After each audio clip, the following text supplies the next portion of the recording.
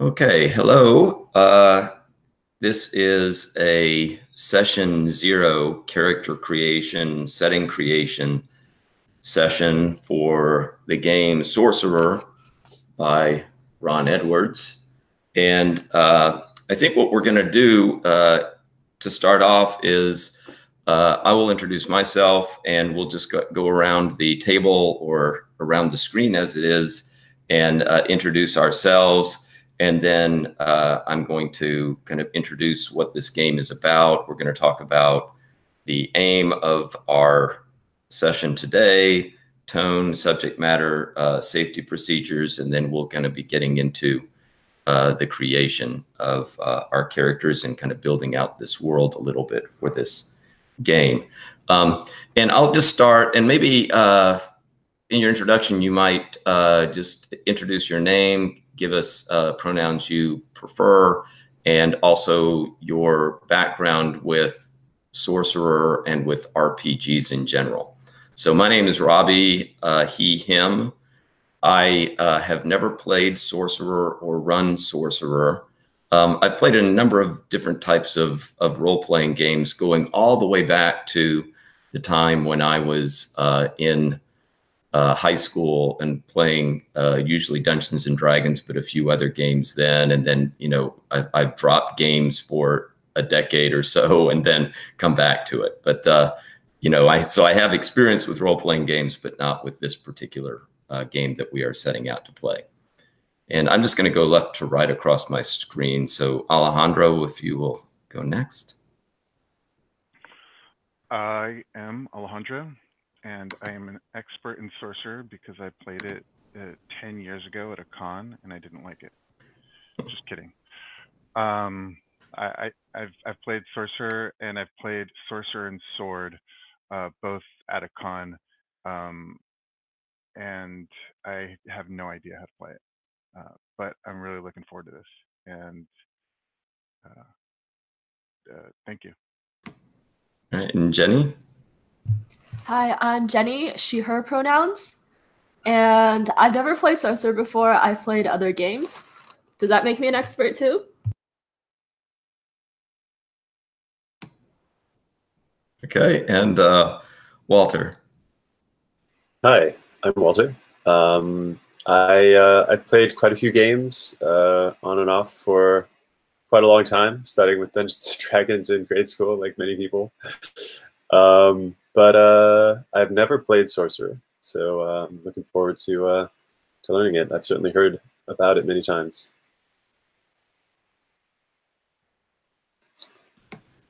Okay, so I'm going to go through what is called CATS and then end up that with a little discussion of safety, and then we'll get into the creation of, I'll say a little bit about some ideas I have, which I've already floated out to you through email, but I'll say a little bit about kind of the specific concept that I have in mind, general ideas that I have in mind for this game. So CAT stands for concept, aim, tone, and subject matter. So the concept of the game, I'm just going to read from the back cover of the book because I think it gives a pretty good kind of quick overview. It says, in the Sorcerer role-playing game, the characters are people, not mutants or monsters or elves. However, they are driven people, willing to break the most fundamental laws of reality to achieve their goals. They know how to summon, bind, and command demons. The demons are dangerous, transgressive beings who demand a price for the power they lend. Your character commands unimaginable, horrific power with a mind of its own. Can you handle it? The aim of this session, and can you just keep this specific to this session, is to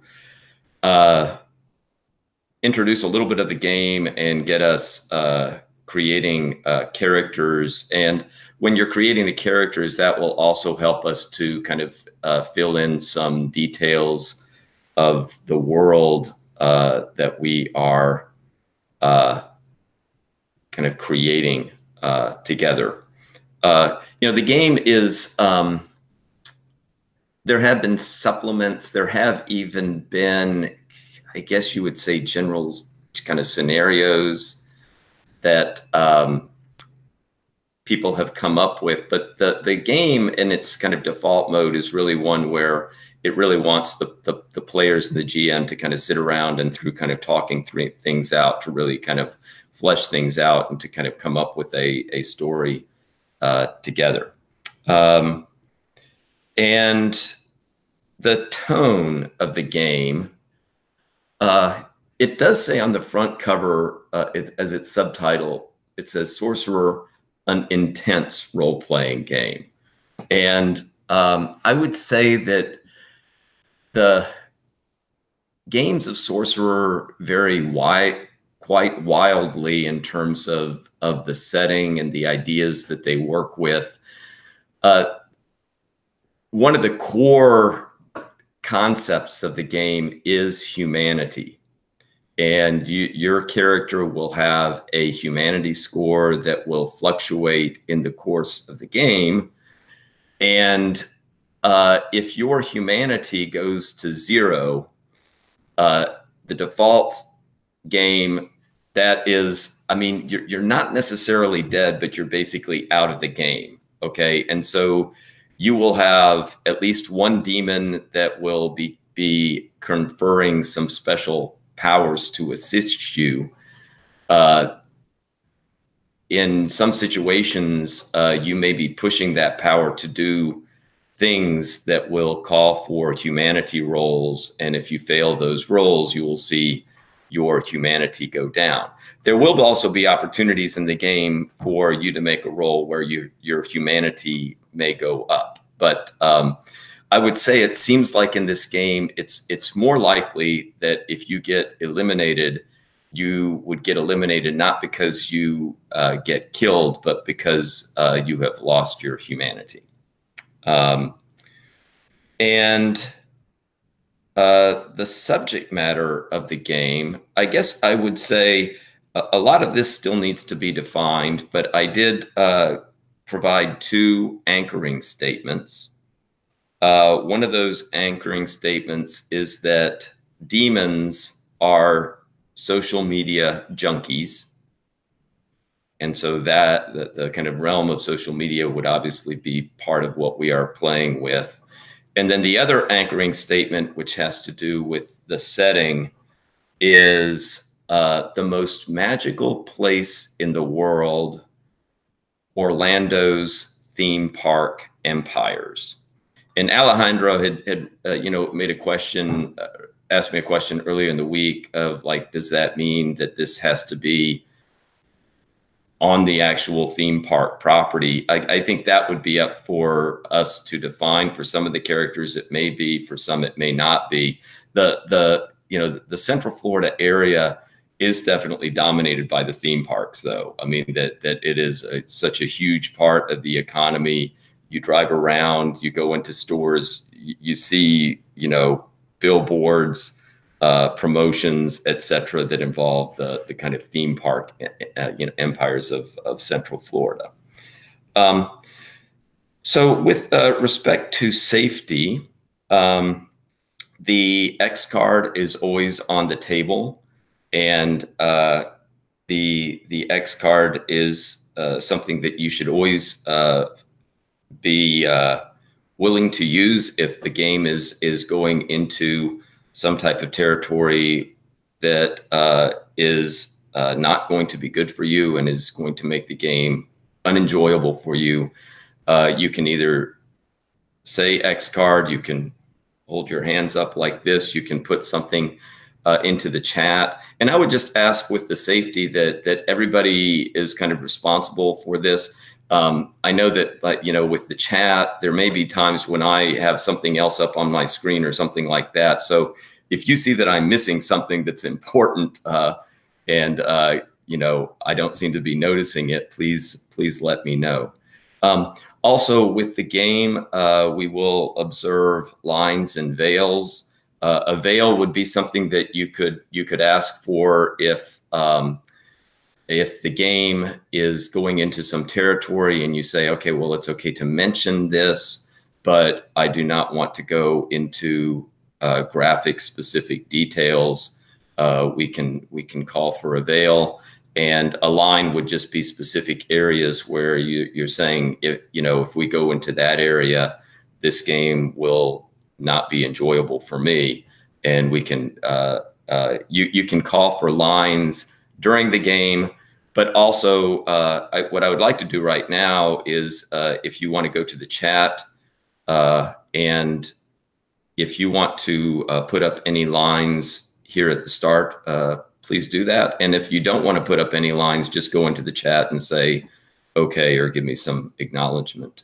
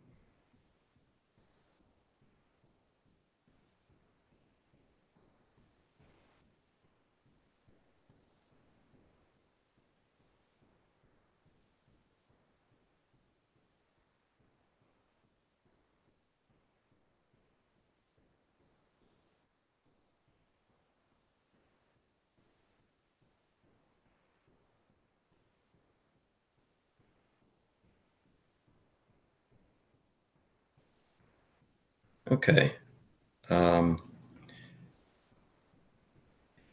And so everybody can, at least me and the players can see this. And I make a note of this, but again, if something is coming up where you remember, oh, that is a line, or that is something that we're supposed to veil, all of us, I feel like everybody in the game should be in for the safety and kind of looking out for each other with respect to the safety. So with that being said, are there any questions right now before we kind of launch into a little bit about the specific setting of this game and get into the character creation? We're good? Okay, so I'm going to talk very briefly about humanity, lore, and demons, as I, in very general terms, conceive these concepts in this game, and then we'll get into the character creation. So with respect to the demons, they are social media junkies. Once we get into the character creation, you will see that at some point in character creation, you will have a demon that you start out with, but you have to create that particular demon, and we have to kind of work out what your demon is going to be capable of doing for you. The demons can be of different types. I was thinking with, I don't know that there's, I guess when I was thinking about the types of demons and the idea of them being social media junkies, there were certain types that seemed like they would be more obvious. You can have a demon that is an object. And so I was thinking of objects that give us access to social media. So things like laptop computers, cell phones, or things like that. I think that would be fair game for a demon. You can also have demons that are parasites. So that would be a type of demon that would be somehow inhabiting something else or some other person, or it could be inhabiting you in some way. So I think that that would be a possibility. There are also what are called passing demons, which are demons that are passing, seems like usually as a human, but I suppose it could be passing as something else. So that would be a possibility. When we get into the character creation and then the demon creation, we can kind of talk about this some more. But it seems like the demons are going to have to be of a type where it would kind of make sense that they would have some access to social media, both in terms of consuming it as well as in producing it. In terms of the lore becomes one of the character traits that gets a number assigned to it. And you get a lore rating for your character, and the demons also have a lore rating. And, you know, the book says, okay, well, what is lore going to mean in this particular setting and this particular game? When I was thinking about this morning, I just stumbled on this idea of algorithmic alchemy. Because, you know, social media relies upon, you know, algorithms to kind of operate and to function. And if we maybe kind of think about there being some type of alchemical magic that the demons are a part of, and that you as sorcerers are able to access, that general concept might work for us. And then finally, in terms of, did Alejandro drop out? He seems to be coming back. Okay. In terms of humanity, there are different ways that the game can conceive of humanity, and you're kind of free to kind of define it in whatever way you wish. But I was thinking that with social media, that we might define humanity in terms of empathy and identity. Because I think one of the, and my logic is that I think one thing that can happen to people who are seduced by social media is that something can happen to the way that they relate to other people, and it can make them less empathic to other people. You see people using social media for all sorts of things where you say, okay, and you know, there's situations where I say somebody, if they were face to face, would never say something like this or do something like this, but through social media, they kind of say, and yes, internet trolls have lost humanity. I think that, yeah, that people can kind of be pretty callous and cruel and do, you know, things that are callous, cruel, and vulgar, you know, in the kind of social media sphere. And then I think also something can happen to your identity. So can I restate the humanity? So yeah, Alejandro, I was thinking it would make sense in this particular game to define humanity in terms of empathy and identity. And so when you are losing your humanity, that would mean that you are losing empathy and losing a sense of your identity. Okay.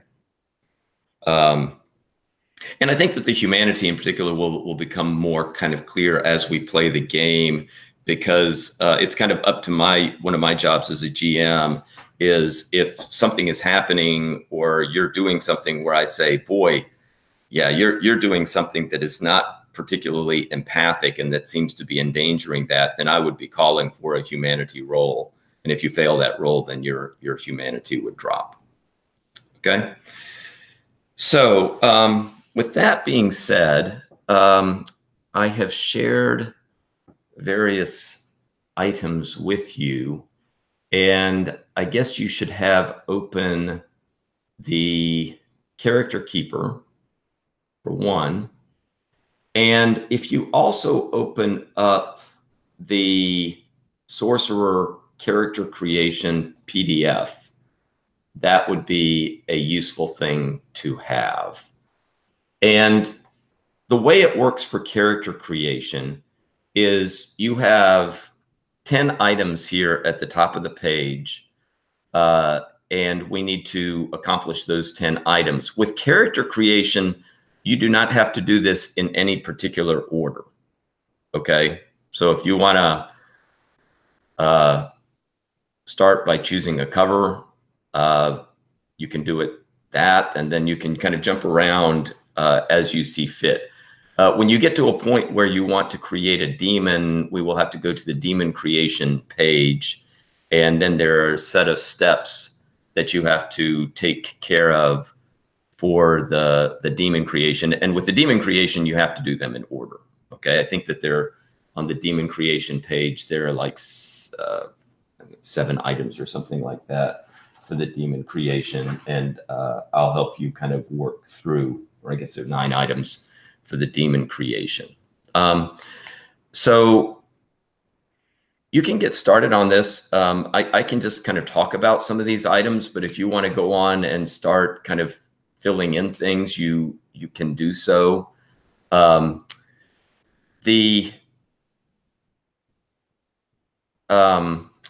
he give, let's see. Oh yeah, okay, so I'll talk about stamina, will, and lore.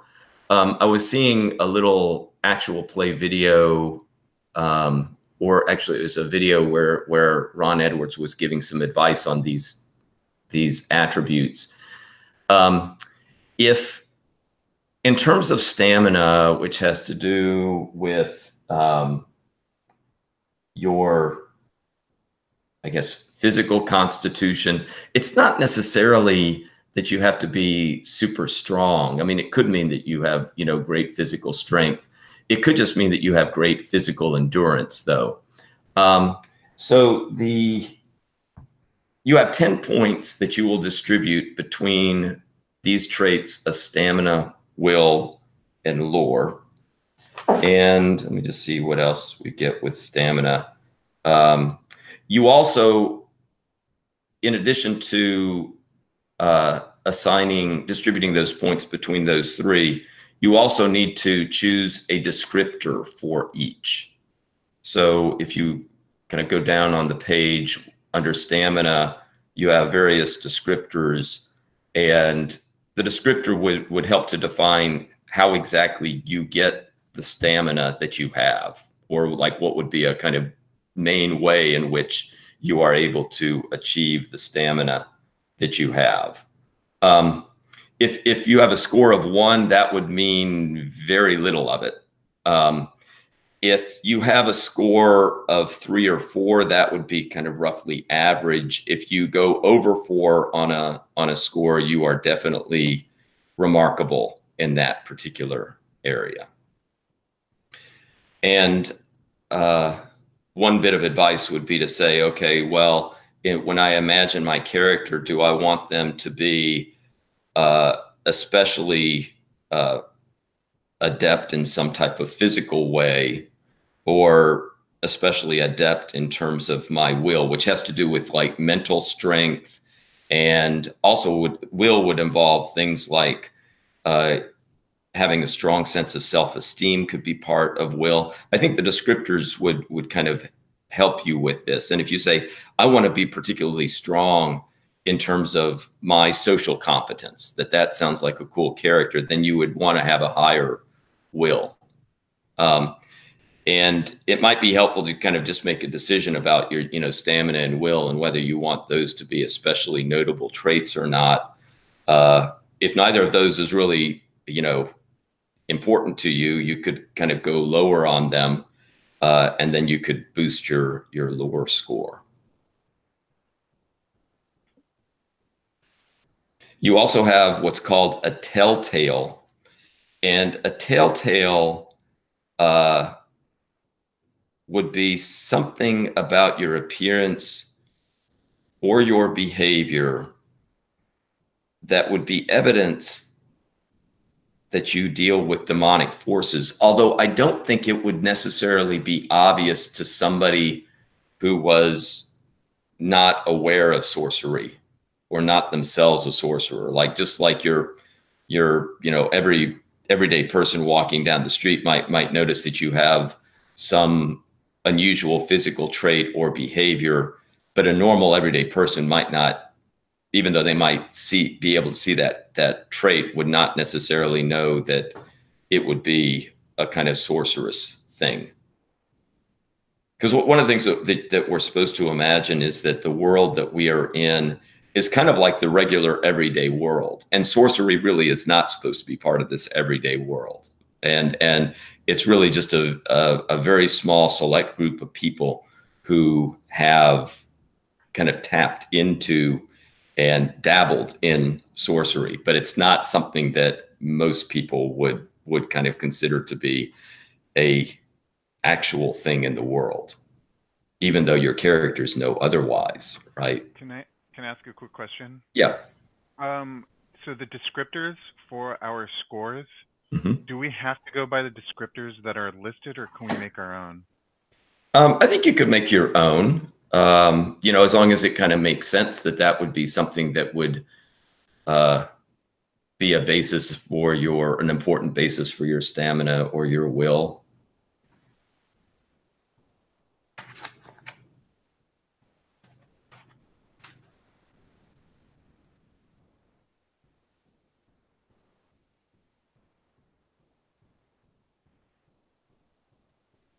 And while you're thinking about your character, it's good to kind of think about who your character is just as a person. And also then to think about who your character is as a sorcerer. The understanding of this game is that something has happened, or at some point your character has made a decision to get a demon. And you have done so knowingly and willingly because your demon helps you in some way. I mean, helps your character, that there's maybe something that your character is intent on, or something that is driving your character, and that you made the decision that going into sorcery and binding a demon would be a good idea for you.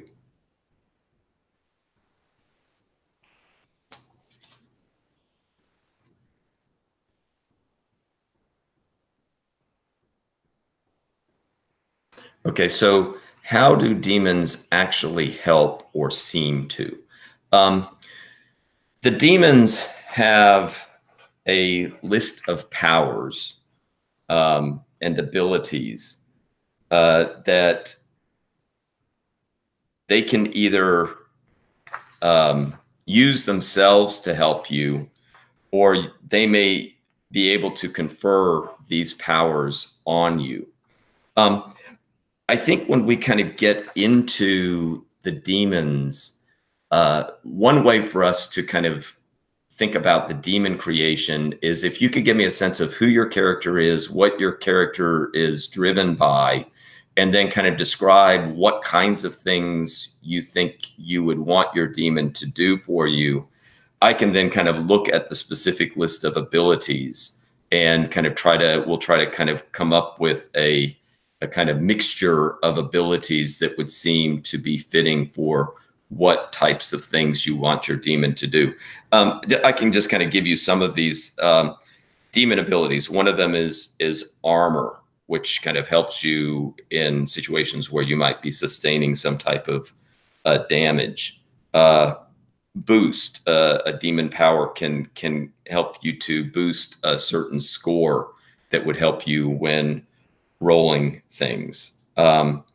Cloak, which is really a ability to make something less perceptive to other people, okay, to kind of hide it from it or make it less noticeable. Confuse is a power. Daze, fast, which can kind of increase the speed of your actions.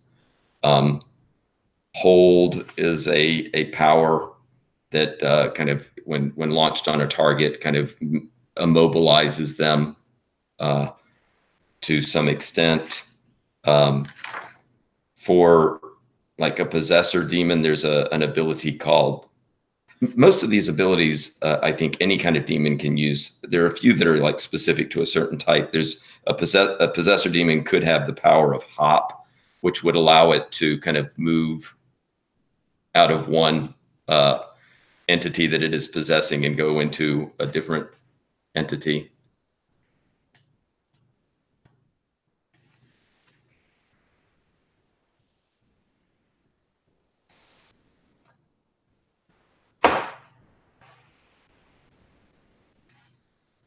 Now there's perception, protection, shapeshift.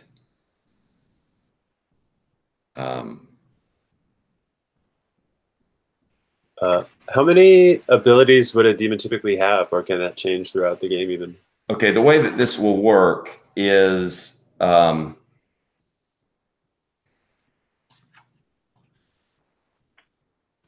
let me go into the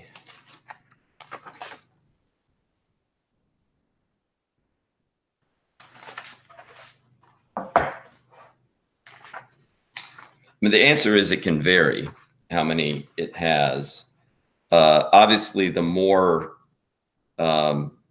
abilities it gets, the more powerful it is, which means the more dangerous it is. And the danger would be more dangerous for other people, but also for you if you have that demon. Okay. So there's a little formula here. Let me go find the formula.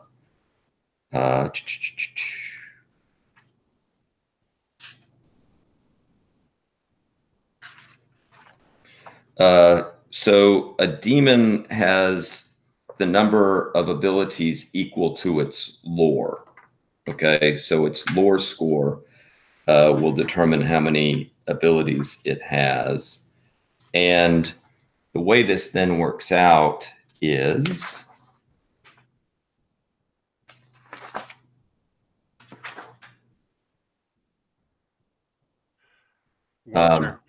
when you change the name of your page, of your tab, it makes it so that the character sheet doesn't populate. Just an FYI.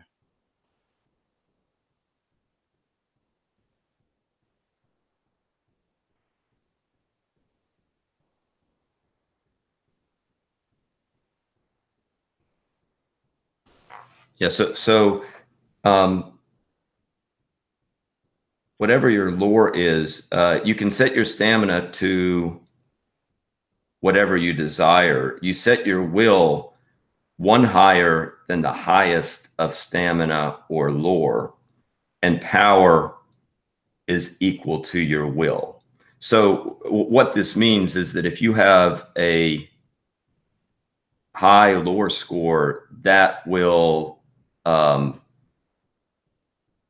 mean that your will and your power are also going to be very high on that demon.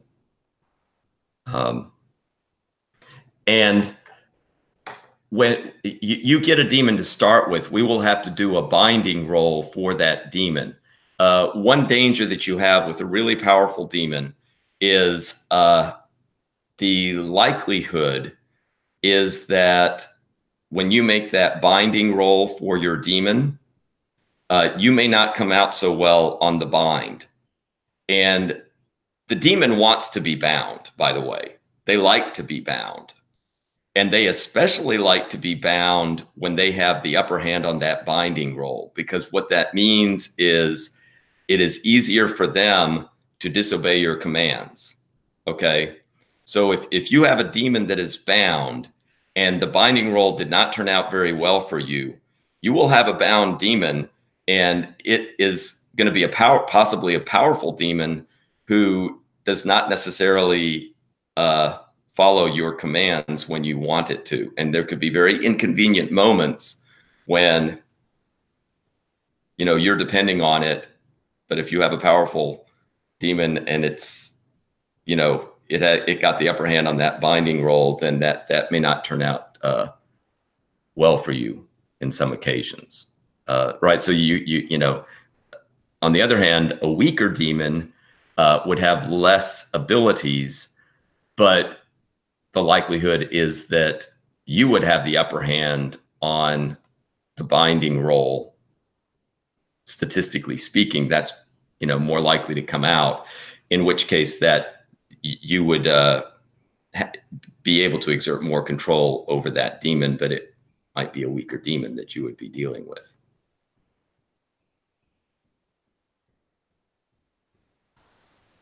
And I'm sorry, was there much way to influence that, or is that just determined by the luck of the roll when you first bind your demon?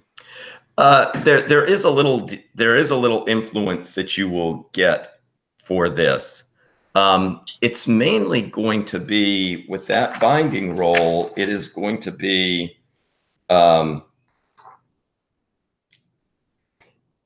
if in that binding you are fulfilling the demon's desire, you will get 2 bonus die. And what will happen in the binding is we would have to talk about, how exactly you're binding the demon, but you would be rolling your stamina, your will, or your lore up against the demon's power. Okay. And it's kind of curious that, you get one of those 3, but it would be like, okay, if you're binding with stamina, maybe it's the fact that you're like somehow physically wrestling the demon, or maybe there's some type of, it suggests self-mutilation that's going on or something like that, that would be kind of employing your stamina to do it. If it's with lore, this would have to do with like some type of mastery of the alchemical algorithms, right, that you would be kind of drawing upon. And so you could be using your lore score. And the book also, the rules in terms of role playing, there are bonuses that you can get if you announce a task that seems especially clever, or the way that you are doing it impresses the GM. The GM can assign you 1 or 2 bonus die, and also that the GM can take away die if it's like, oh, you're doing a really boring, mundane way of doing something that should be more exciting. So you can, with the binding roll, you'll know what the demon's desire is, and if you kind of bind it in a way where you are during the binding satisfying its desire, that will boost you. And also if you do this in a particularly interesting, clever, or impressive way, that would give you some bonuses.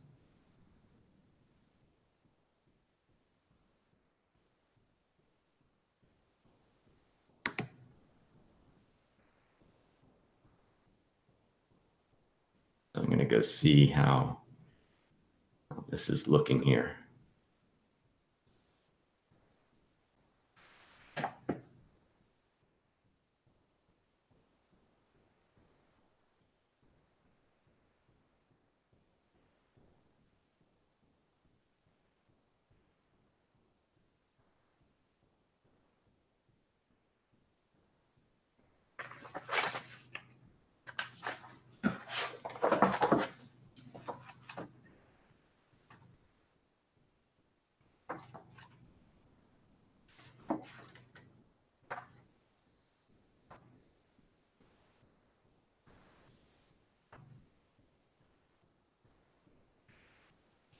Okay, one thing with the book, if you are going to be a solitary adept, its suggested starting lore would be 4 or higher. I guess the idea there being that, for example, as opposed to if you were an apprentice or a coven member, that you would have other people helping you. If you want to go really low on lore, it looks like the descriptor, maybe the naif would be the yeah, one. I was kind of thinking something close to that. Okay. Yeah, so the naif, in the description of that, where you would set lore to 1, and it says all you know is that there are demons and you've got one. good examples are the little kid's imaginary friend, or the succubus whom a good house husband wakes up next to one night. But yeah, so a naive would be, I guess that would be like kind of the solitary one, but who really, unlike the solitary adept, really just has a kind of rudimentary knowledge of sorcery, kind of knows that it's out there and knows that they have a demon. I know there are demons. What could possibly go wrong?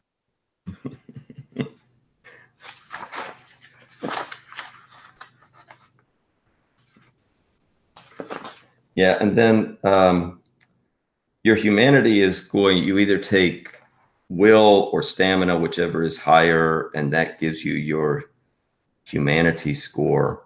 Now your cover is kind of what your character does. It could be like a job that your character has. I mean, people generally will not know that your character is a sorcerer. And so, right, and being a sorcerer is not an acceptable job description. So it says pick a profession or lifestyle that suits the character, and that is his or her cover.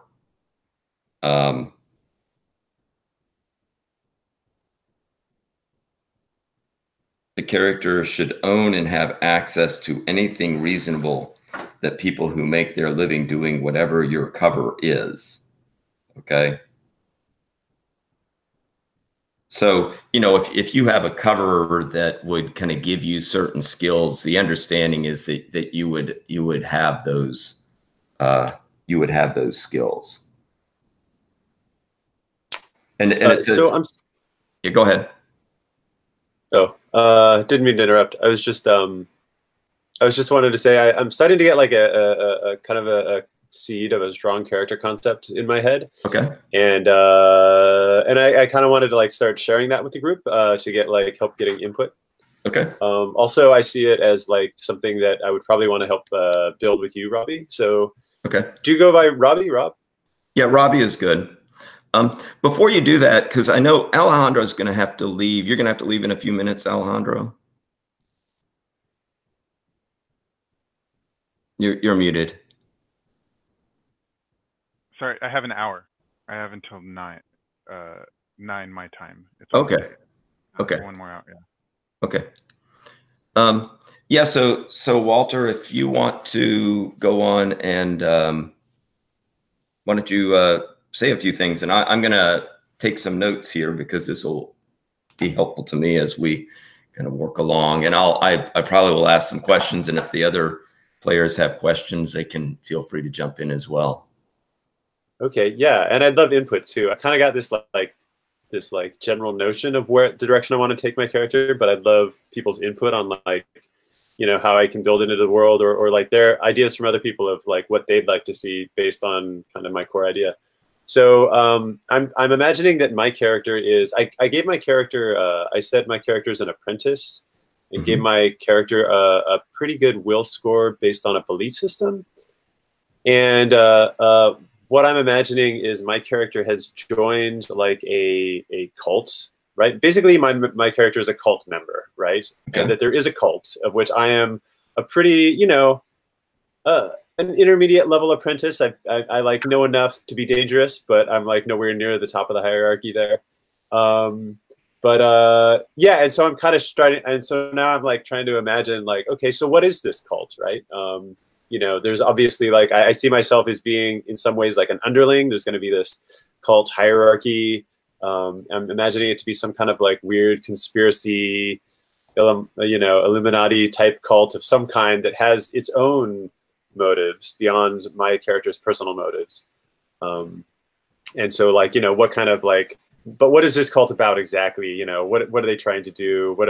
What is this underlying belief system that I'm imagining my character, a lot of their like will, mental strength comes from having this like really solid, you know, buy-in to what this cult believes in. But what does this cult believe in? I don't know yet. And so I'd love input from people on that. Well, I'm wondering if we should like somehow connect it to the social media arena. And being an apprentice, I like the idea that you're part of this cult. But if you're an apprentice, there would also be, I would assume that your mentor, who gives you, you know, an apprentice has a specific mentor that is kind of training you and passing on knowledge. It would make sense to me that that mentor then would be part of this cult. Yeah, absolutely. And, you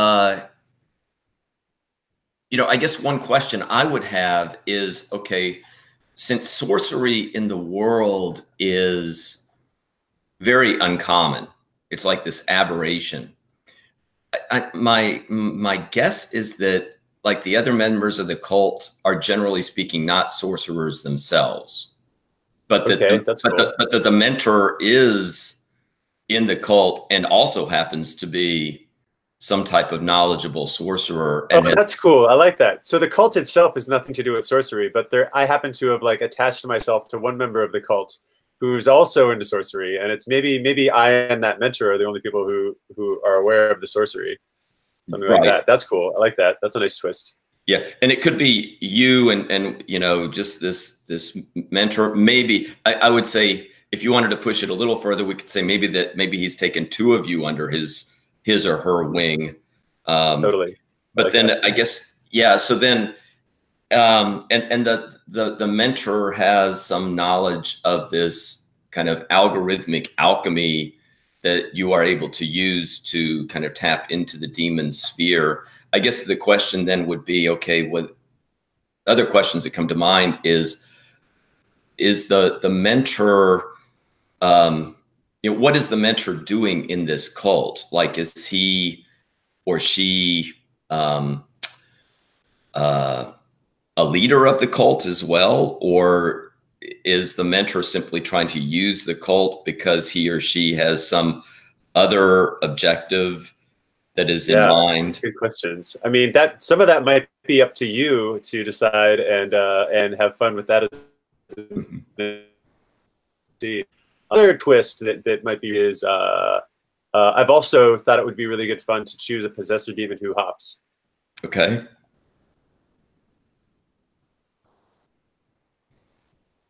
Who hops? So, what do you mean by that? Oh, so it can possess. My understanding is that it can possess someone, basically take over control of their body, and then it can jump to somebody else's body and take over that body. Right, and the hop is a special ability that a possessor demon might have, and in fact, it seems like it would be a very helpful ability for a possessor demon to have. And okay, so let's talk about that a little bit. Are you imagining that your demon would take possession of somebody else within the cult that you were part of? Yeah, I don't know. I mean, possibly, right? Yeah, and I don't even know if we need to like decide all these things at this point, but I kind of wanted to throw all this out and get input from people and let it like simmer in the background. This is like kind of the core ideas I want to play with for my character. Okay. Do you have any sense of what makes your character tick right now? I mean, like what your character is after?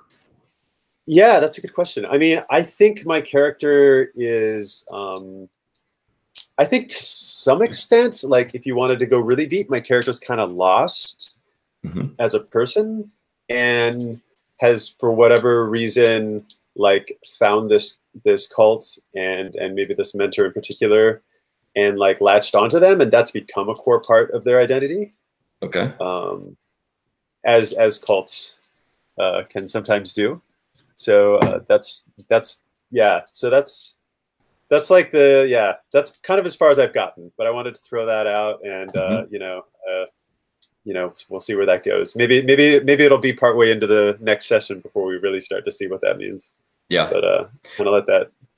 Yeah, and I guess one other thing I would just throw to kind of put into the mix is, keep in mind if we're in Orlando, you're in an area where there's a lot of tourists coming in and coming out. There's like this, constant kind of flow of people who are not, native to the area, but are here vacationing and doing whatever.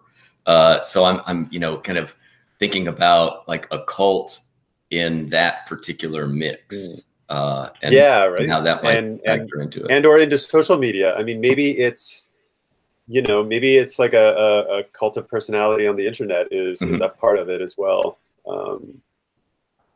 I had an idea, and I don't know if this would play into your idea thing at all. But what if this member that you've associated with, and maybe you're not aware of it, like is your demon or something like that, and so like your demon has created this cult around it to like feed on people, but then has picked you specifically as like, oh, this one has potential to kind of. That's an interesting twist. Are you suggesting that I am the apprentice to my own demon? That's what I'm suggesting. So I like building on that, like a possessor demon would be really great if you want to do any kind of like ecstatic trance or like commune with the beyond, because like I bet a possessor demon can get you in that zone.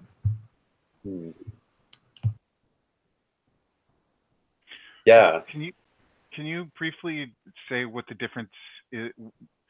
Describe a possessor demon and a passing demon is? Yeah, I will do that. Can we take like a quick 5-minute break? Because the person is here to pick up my daughter. So I want to just go over there for a few minutes. Does that sound good? Okay. We'll be back in 5 minutes.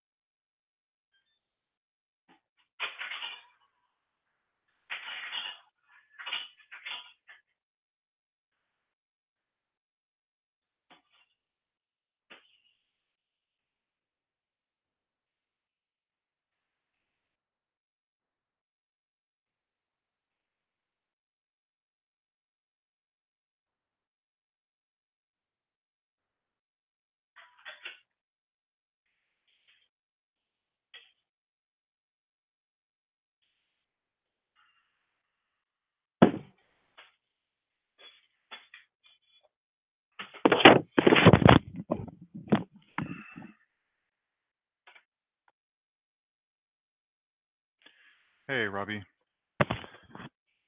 Um, Hello. I miscalculated on my time, Okay. and I have more time than I thought. Okay. So I think I should be good today. Okay. Yeah.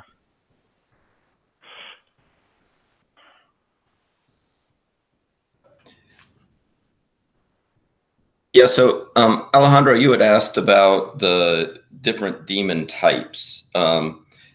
So a possessor demon, the description is it's a demon that completely supplants another being from its body. And to do that, there's a role that would have to take place normally, but since this is the starting demon, we would assume that that possession had already occurred. And it says if the takeover is successful, the host remains as a flickering bit of consciousness barely hanging on, unless the demon gained a number of victories greater than his or her humanity, in which case the host personality dies. Okay. So, you know, that's a kind of demon that's come into some type of host and is really taken over, you know, maybe completely or almost completely has taken over the host.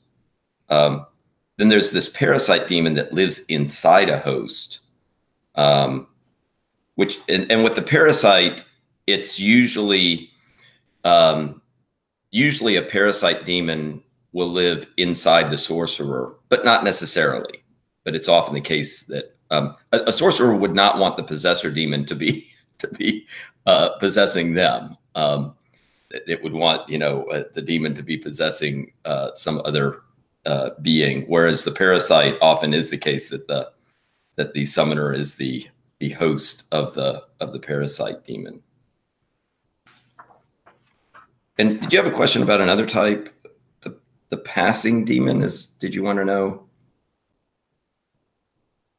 Yeah. What was the passing demon? The passing demon looks almost perfectly human or animal, and they mix directly into society, which is why they almost always have the ability cover.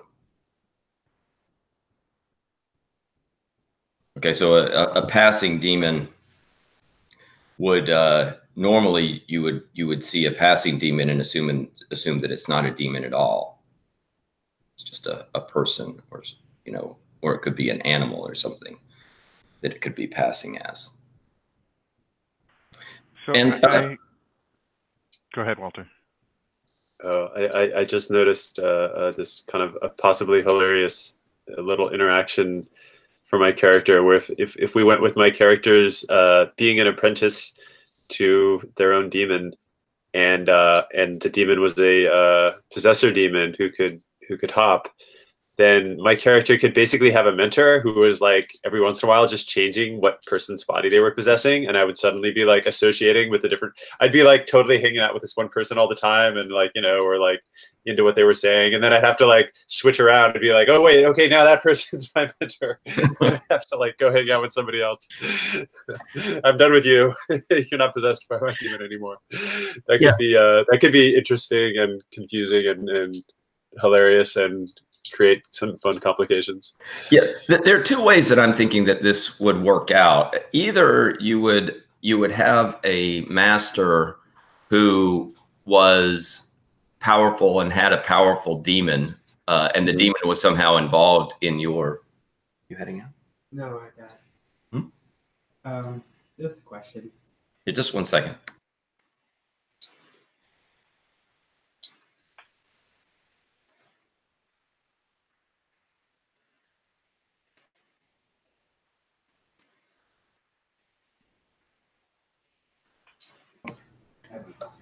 Give me 1 second. I need to grab something real quick.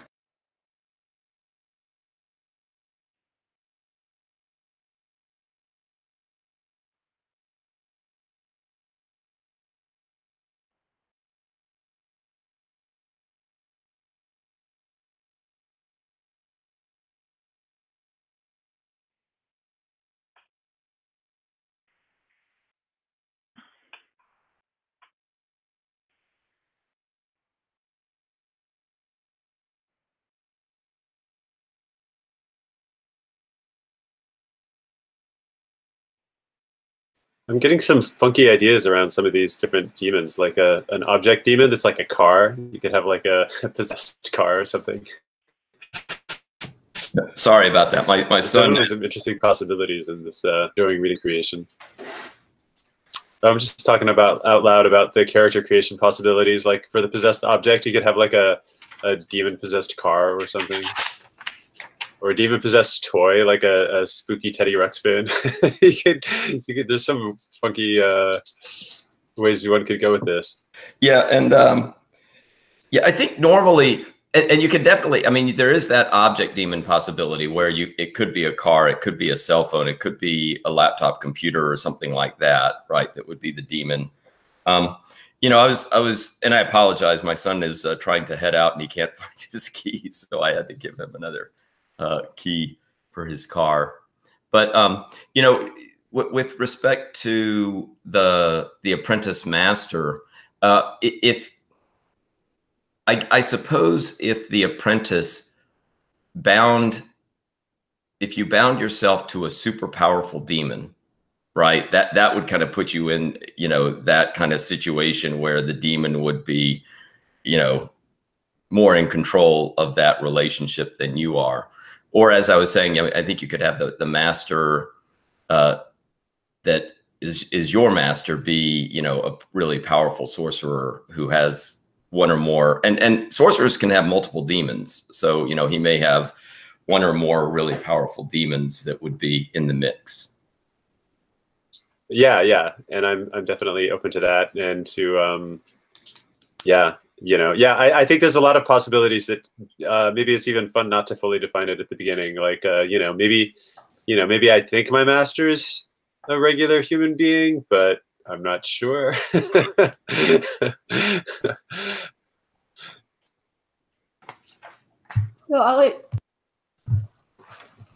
my control is wonky. Alejandra, I think my character might join yours at the punk indie scene. I was originally going to like have them be a Disney princess, but then I realized that I don't want to like bring a demon near kids. Yeah, that'd be awesome. Do you have an idea of how your character? I've kind of have an idea of what's going on with my character. I was wondering if you had, if we're going to merge that way. So that way. I think my character, their band probably plays at this club that you're at. I'd say that I was thinking that they were a struggling musician searching for authenticity in this like corporate controlled tourist trap. And I was also thinking that their demon would be their muse, and you know, a demon shows up, you just roll with it. Yeah, maybe you don't have a demon, right? You don't have a demon. It's your muse. It's this like angel of yours or something. Huh. Maybe, yeah. I'm just that special. My music is that awesome. Is it possible that you got like an amazing new instrument and just like, wow, this instrument is like, you can make such amazing music with this instrument or something? Maybe. I was kind of thinking that like my demon would be a passing demon that I'm like pretending to be in a relationship with. Ooh, cool. Yeah, we take a lot of selfies. I was thinking that my character is a military brat, raised by like an abusive father. So he's been like all over the world. He grew up going all over the world, and so his will is his definition is low self-esteem. He wants people to admire him. He wants people to think he has intrinsic value, but he knows he doesn't. And his demon is a passing demon. I was picturing a cat that's just always around him. But where do you write cat or something like that on here? Well, that would be down in the demon area, if he's passing as a cat, you know, at the bottom part, you would we would have the type passing, and then I think next to that you could put in the cat there. Okay.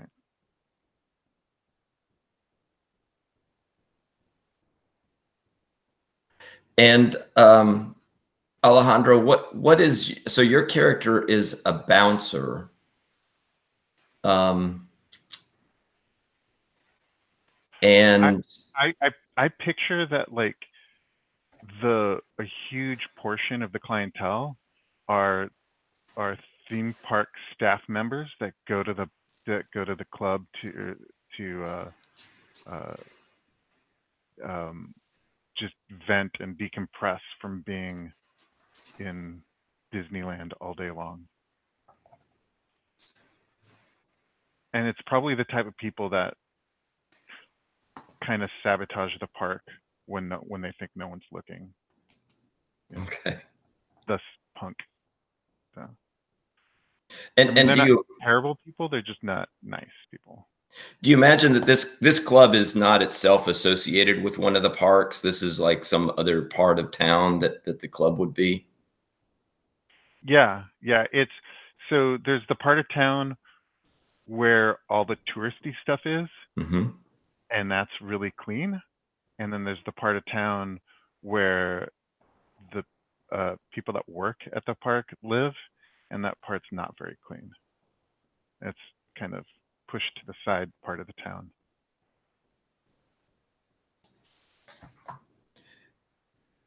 Okay, and what is your character? Do you have a sense of what they are looking for, or what's motivating your character? Well, yeah, I think his low self-esteem is pretty. So he's like looking for a place to fit in, and like looking for connection and that. And so I see his demon kind of.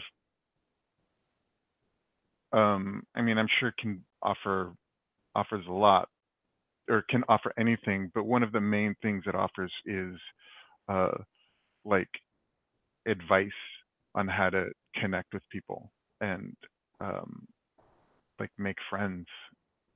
My character probably wants a girlfriend or something that's going to make him you know, not necessarily a girlfriend, but just looking for human connection, so he connects with his demon. Okay. So it looks like your demon, we would be looking for kind of attributes that would be less, and we can talk about, you know, what the precise mix would be, but it sounds like your demon would be a demon operating more on the level of perception and things that would help you with your interactions with people. Yeah. I don't know if perception is the right thing, but yeah, how to interact with people. Okay. Let me ask, do you imagine that you are, you said you were a military brat. So growing up, you moved around a bit? Yeah. And that's how I picked up this lore is just, I've always been just drawn to the dark and macabre, because my family is uber Christian, so it's kind of like this utter rejection of my family's principles. Do you have a sense of why you would have chosen to settle in Orlando? Oh, I didn't choose Orlando at all. It's just where I landed. You're silent, Robbie. Oh, I'm sorry. Okay, go ahead. Yeah, I didn't choose Orlando at all. And in fact, I probably hate Orlando. It's just near one of the last places where my family was at when I came of age. And I stayed there, and then they moved on, and I'm just stuck in Orlando.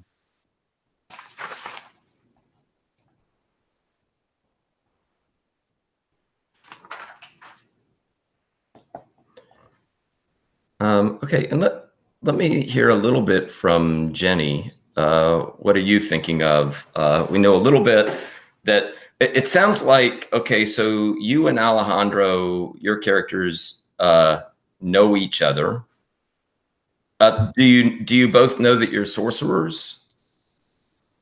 So I would say that like my demon has told me, well, I mean, I don't think I know that Alejandro is a sorcerer. My demon has told me that I'm a sorcerer, but I don't really know what that means. It's like this is pretty punk rock.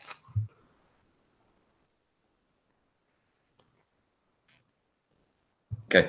I like the idea that your character says that unironically. Like your character just thinks like, yeah, this is punk rock. I'm a sorcerer. Yeah, punk rock. No, I mean, like really no idea at all. You just think it's like a turn of phrase. Yeah, punk rockers call themselves sorcerers sometimes. It's cool. And you're imagining, okay, you're the one that has you have a passing demon. Yes. What do people around you think your passing demon is? Like, is it a member of the band as well, or? Ooh, that's interesting. Or is it the manager of the band, or simply, is it just somebody who shows up when you're performing, or? I kind of like all of those. I don't know. What do people think? Well, you're dating him, right? Or well, I'm open to like changing it. One idea I have is like he's the bass player, but he's like the bass player that always wears the sunglasses and is just kind of in the back, laying down the beat. Also, I mean, it should totally be your character decision, but like I mean, I think it's awesome, the idea that you're dating your demon, and I don't think they have to be mutually exclusive, right? You can be dating a band member or your manager or whatever. That just makes it even more complicated and messy.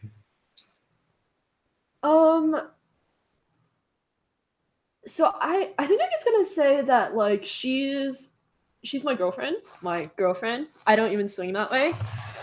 And my character ends up like having to spend a lot of time with her, and he kind of has like this idea in his head that, oh, you need someone to like pine over. You need like a Yoko Ono to be your John Lennon equivalent. So he's like pretty wrapped up into the drama, and so is she, even though they're not actually in a relationship. And so she hangs around a lot, and she's like our #1 fan because we don't actually have real fans yet.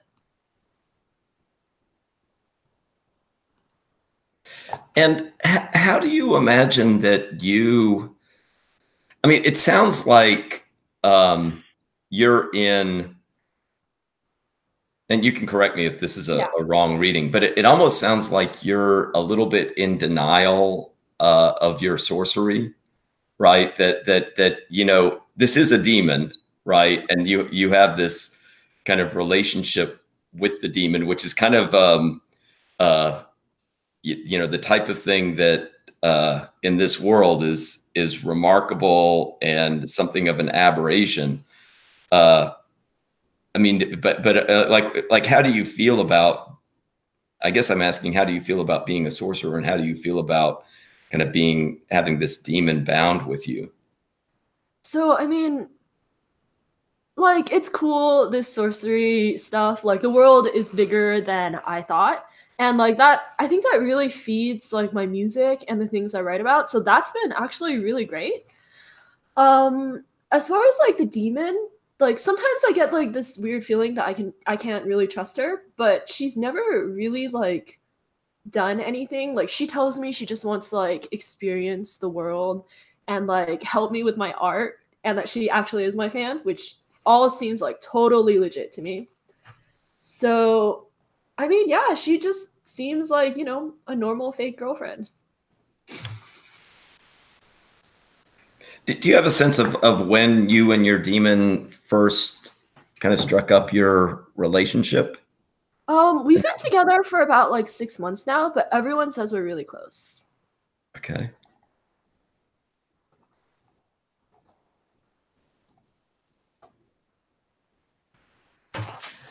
Yeah, so with that, okay, in terms of like other parts of the characters, and then I think we want to maybe move a little bit more heavily into the demon creation side of things.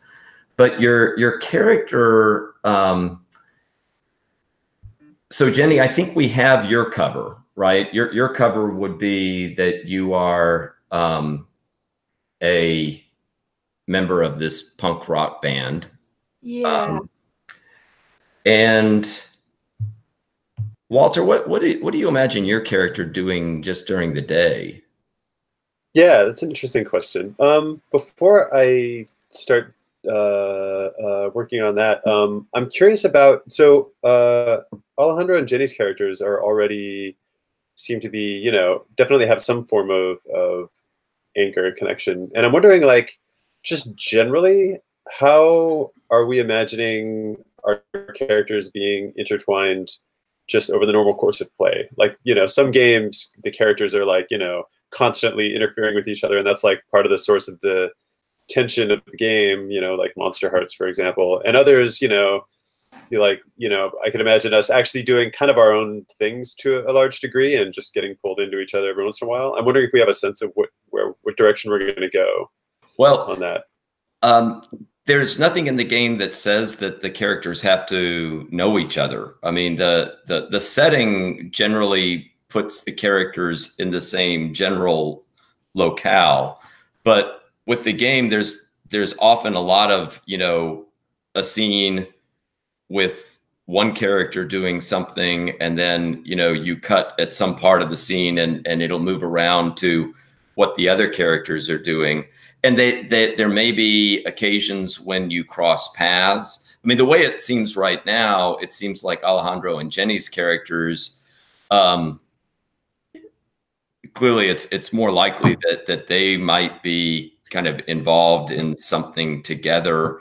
And we would have, Walter, to see, like with your character, of to what extent. I mean, it might be interesting to have your character somewhere on the outside, but then look for opportunities where there would be some type of, you know, case where you meet one of their characters, or maybe meet both of them at some point. Yeah, I'm cool with that. I think that could be interesting, where maybe like we start with no obvious connection between our characters, and then maybe in this first or second session we'll kind of like start to find threads or something. Yeah, that could be cool. Okay. So I'm imagining that like my character is like this cult, the like non-demon part of the cult. I'm imagining that I like joined this cult.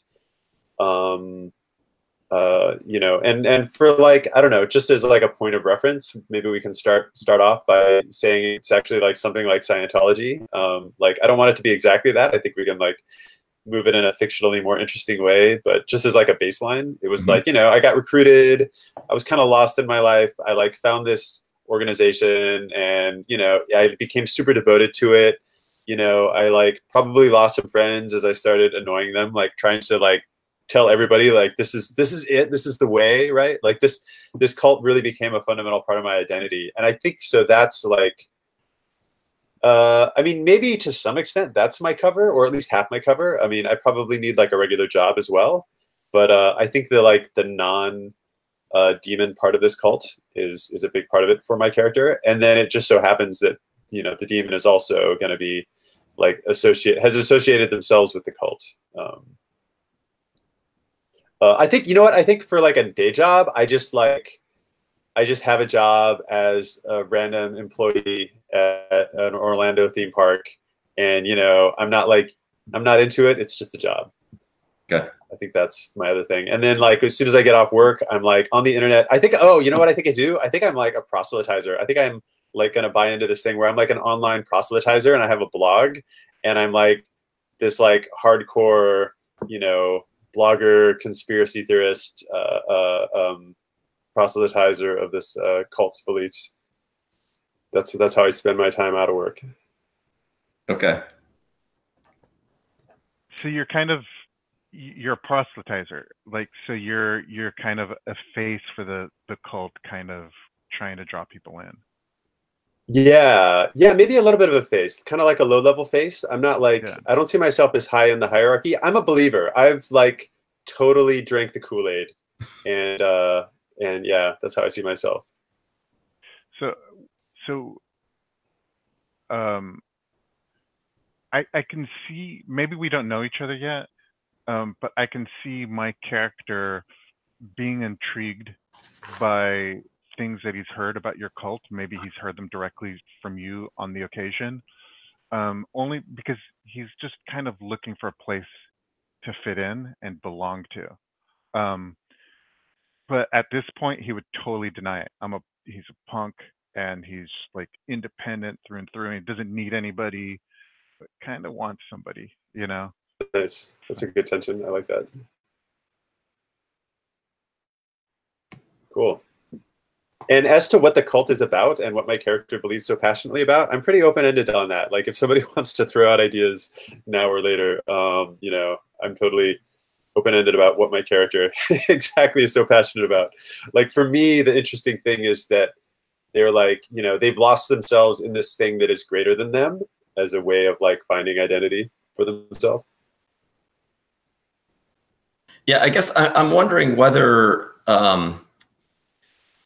you know, I could imagine that the cult sets up in Central Florida simply because if it's successful in converting people, there would be a lot of employment opportunities, and you know that the you know if it proselytizes through the internet and kind of really hooks some people, that maybe it's just that, oh, this area is like really good in terms of like the jobs and stuff like that that could be offered here. I also though wonder whether I'm wondering, is there any face-to-face proselytizing that also goes on with either the tourists who are in the area, or, you know, it sounds like mainly the kind of core of this is through the internet and kind of working the social media is where most of the kind of draw of the cult is coming.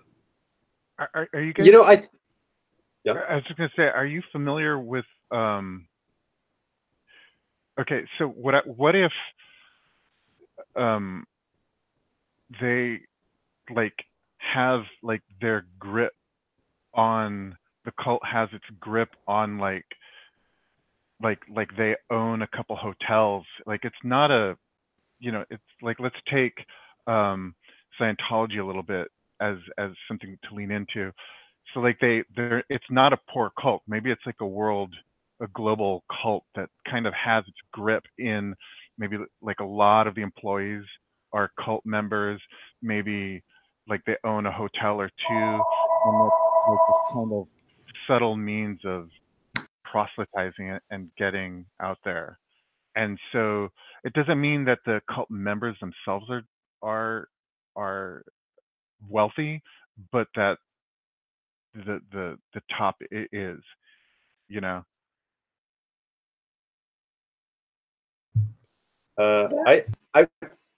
Oh, go on, Jenny. I was gonna say there are some advantages to being in a tourist area where there are a lot of transient people passing through, which might help your possessor demon. It's also like probably harder to build people who can notice like really odd things, because they're just gonna be like, those weirdos like putting on a show for the tourists.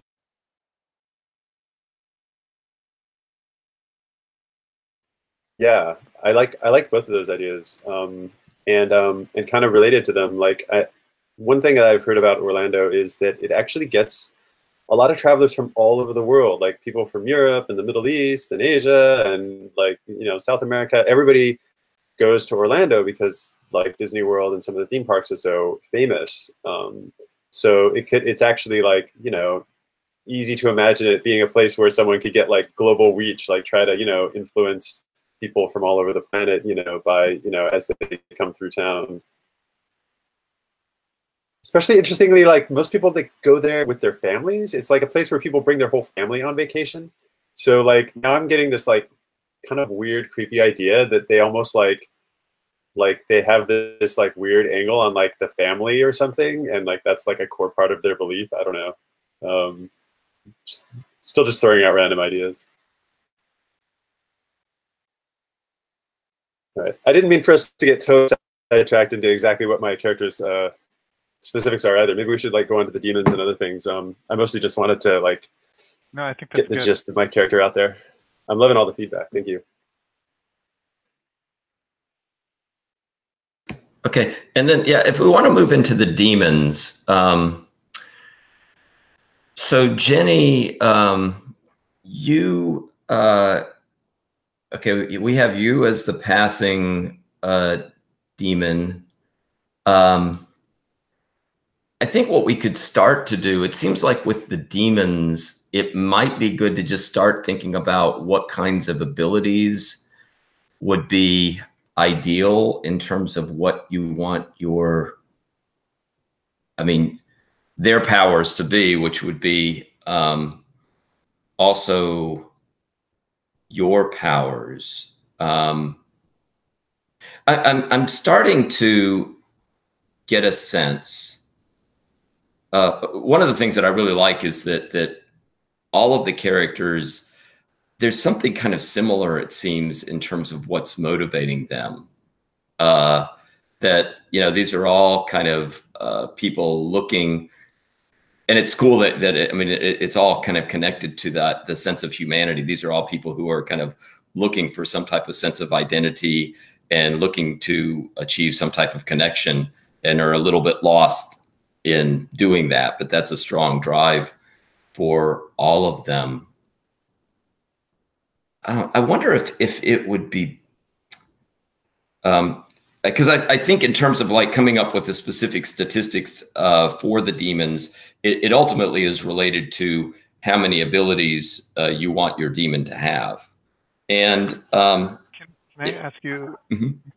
I know this is part of the overall conversation, but I want to specifically ask, how are we going to play this game? Is it going to be drama? Is it going to, because it looks like we're kind of leaning towards drama, but what is this going to look like? Is there going to be like, is it going to be action oriented? Is it going to, you know, like how is this?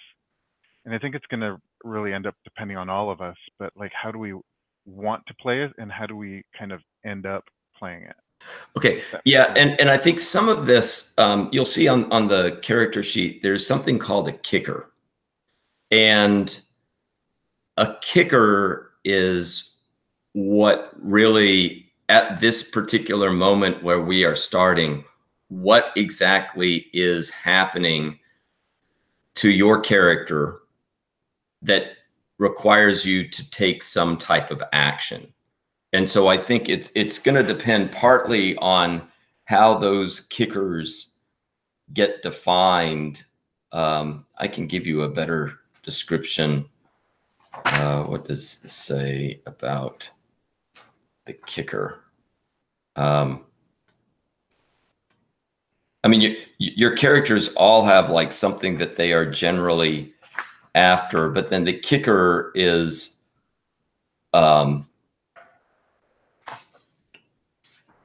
this is the way it gets described. The kicker is an event or realization that your character has experienced just before play begins. It catalyzes him or her into action of some sort. And it gives you it gives an example. If your character has lived for years wondering what did happen to his father that stormy night, today is the day he finds a crucial clue. Okay, so to kind of launch us into the play, we need for each of the characters to have some type of realization, some type of specific crisis that has happened, something that is really going to kind of propel that character forward, and that will really be the basis of the initial sessions. Like, for example, with Walter's character, a kicker for an apprentice could be that your master has, as part of your training, you've come to a stage where your master is going to send you out on your first big mission to accomplish something. You know, it could be like, you know, something where, okay, I've kind of given you a certain level of training. You have your demon now, and there's something kind of really significant now that your master wants you to accomplish that might involve. Yeah, I just had an idea that might be related to that, which is I'm thinking like maybe for like the last 2.5 years, I've been blogging, really dedicated, super active on social media, and you know, I've got like a handful of followers. You know, like 12 people watch my YouTube videos when I post them, and maybe 100 people read my blog posts. But all of a sudden, like out of nowhere, like it just explodes. Like suddenly, like popular media has, you know, like latched onto it for some reason. Like maybe I said something controversial that somebody cares about or whatever. And like, I'm imagining like the kicker might be like, I'm invited on the Today Show to give an interview about my cult. And suddenly I'm like, out of the blue, suddenly I'm like the public face of my cult and related to some, you know, important public issue that America cares about or the world cares about or whatever. I like that. Yeah. And, you know, it would be good as to what, it would be good to like identify like what is the factor, or what are the few factors that seem to be responsible for this sudden kind of explosion of interest. No, we may need to let that. I mean, I'm not thinking anything immediately off the top of my head. Or maybe I don't even know, right? Like I'm imagining some of the fun of it could be that, like, you know, my mentor or my demon, you know, this might be, you know, part of their machination for their ends or whatever. And it's like, for me, I see it as an opportunity, but there might be a lot going on behind it. Maybe, you know, so seems like it's ripe with possibilities. Okay. And Jenny, I think for your kicker, I would want to know a little bit more about your character's kind of background. You're kind of in this band. You're I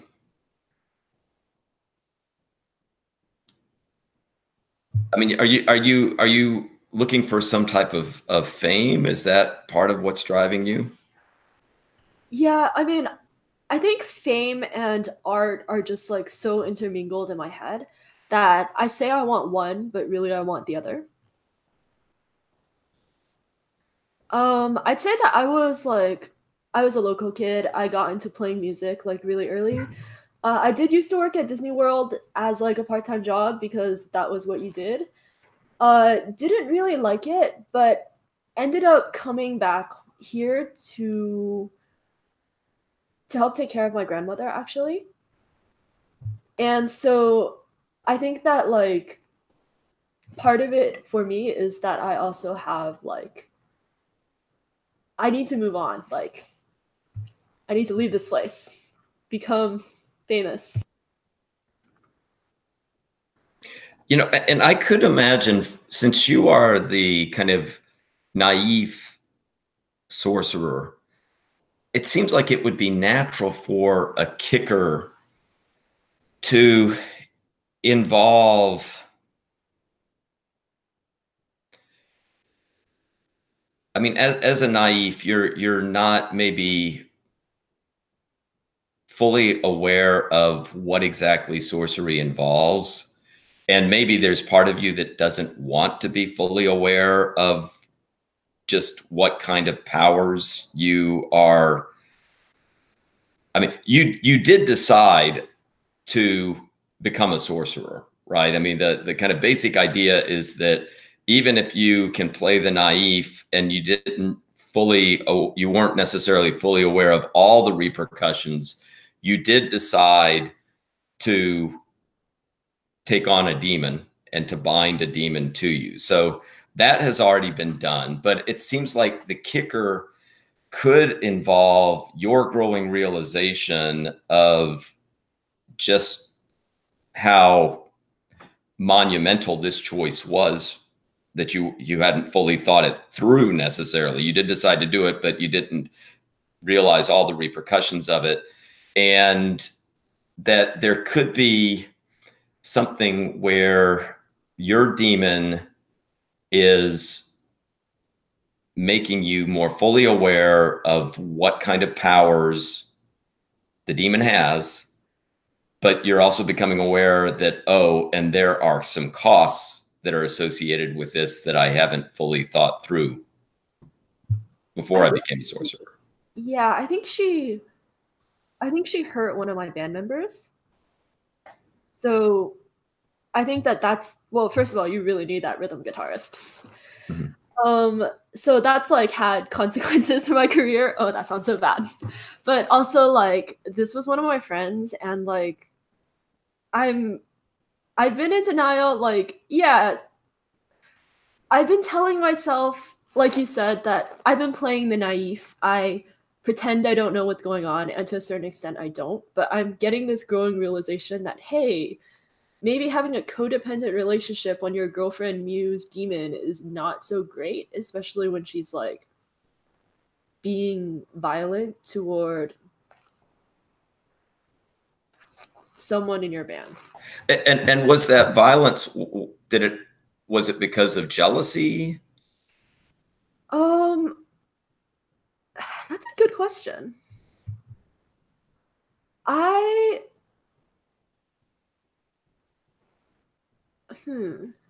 Because all the demons have to have a desire and a need, okay? And the way it's set up, that you can, the players really get to help define the desire, and then the GM can kind of figure out what exactly the need of that demon is. And the need is something that has to be taken care of on a regular basis. And if you don't take care of the demon's need, it gets ornery with you, and also has this greater ability not to follow through on what you want it to do. So I almost feel like it's because I did something that upset her, and then she was like just proving a point. Like maybe I didn't help her get her need or something. And then she was just like, I can take this away from you at any time. And she probably like did something creepy while she was doing that. Like it wasn't just like, oh, she punched the guy in like the parking lot or like broke his arm. I was thinking that like as a result of that, I might start looking for answers on my own, because like maybe I can get involved in Chuck's cult.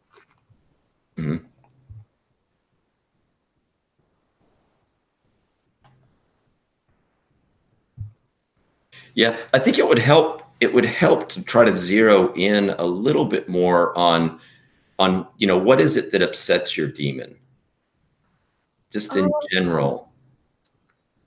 What gets under your demon's skin? Let me just add that the whole kicker concept has always been like a challenge. I even think the term kicker, it refers to it's kicking you off into action. It's just always been problematic with anybody. So finding the right kicker is tricky. So not that I have any secrets. I feel like the kicker is less of a problem for me than the demon, to be honest. Like, I mean, I think my the start of my character arc at least is pretty clear. Like, I'm gonna do something for once instead of making music. So I think that my demon really wants creative control. Like, she wants to make me into like this great artist and Instagram worthy and on YouTube. And she wants to be like the puppet master behind all of that. So I think anytime I try to actually have my own creative ideas, like, she's just kind of, yeah. Okay, that sounds beautiful to me. So like why don't we set kind of creative control as the desire for your demon, and its need then, I mean, the need, it makes sense for me for the need to be connected to the desire. It doesn't necessarily have to be. The need has to be something more specific than just a general desire, though. So, I mean, it has to be something that you actually do for the demon, or something that you give it, but it has to be something a little bit more kind of specific and targeted than just a general desire. So how about some kind of like dedication where like I'm always talking about like how she's my muse, and something about like invoking her name in this context and like generally showing how important she is to me.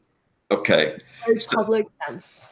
Okay. So so the need would be something like it needs. Okay. And one thing is it cannot be identified as a demon, right? That the demon does not want to be kind of put up there as a demon. Yeah. But my wonderful girlfriend who's inspired all those songs that I wrote about her. Right. So I would say that the need is that it needs, I'm thinking of the term indirect, and that may not be the best term, but I would say indirect yet forceful acknowledgement that it needs, public acknowledgement, right? Yeah, I buying her flowers. That doesn't work. But if I bought her flowers and gave it to her on a stage, then yes, that would work. Right. And it seems like the demon is, you know, with this kind of a need, the demon is walking a tightrope, because I mean, there's definitely part of a demon where it does not want to be identified as a demon as such, right? That would kind of blow things for it. But it nonetheless, you know, wants some type of public acknowledgement, because it is a social media junkie, right? And that would be part of being a social media junkie, that, you know, that there would be some type of fame that would be bestowed upon it. Yeah, so maybe that's how it settled on like this muse idea, where it's like inspiring great people versus like putting itself in the spotlight. Yeah, that sounds good. So Alejandro, what about your demon's desire? Do you have a sense of what your demon is? Yeah, I picked mayhem. It needs violence. So me being a bouncer is like the perfect. I'm the perfect tool for it.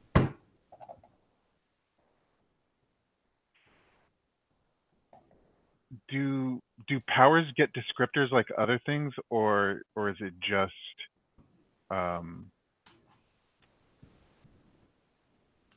or is it or not? I mean, I don't think that there's a specific list in the same way that there's kind of a list for, you know, your stamina, will, and things like that. I do think, though, that with your demons, we would have a sense of like when it is exerting itself, right? When its power is becoming manifest, kind of ways that looks, right? Ways in which that kind of power would manifest itself.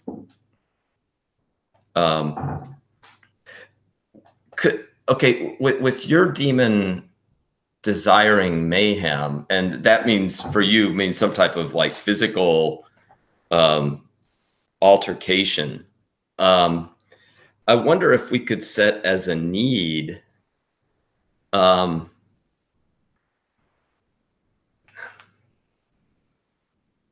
mean, we could set as a need that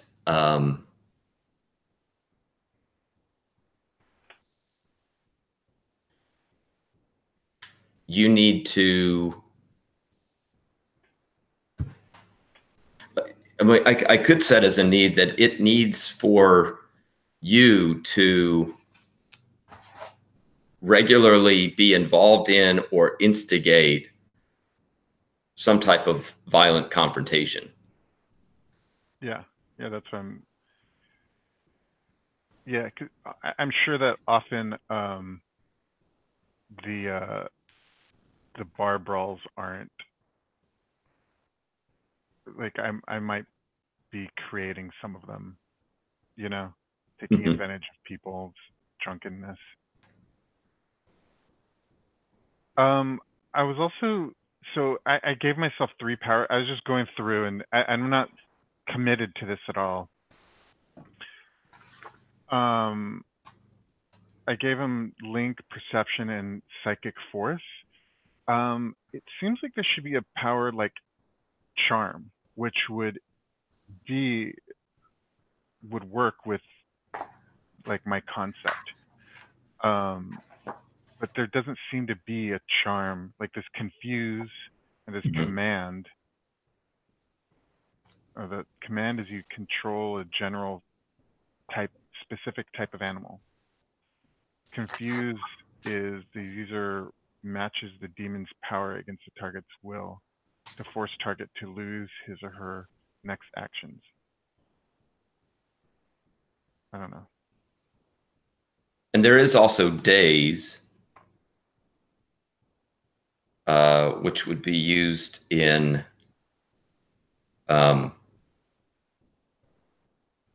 it's the target with a combat roll to subtract power from all the target's perception rolls. It sounds like, you know, Alejandro, I was going to suggest that with your demon, since you are a bouncer, that your demon maybe would be a mix of some things that would help you in your role as a bouncer, and also some things that would give you certain mental effects as well. So I picked psychic force as part of its ability. And I picked link, perception, and psychic force. I don't need link. I'm not convinced by link. But days might be interesting. If we could kind of amend, I don't know how you feel about that.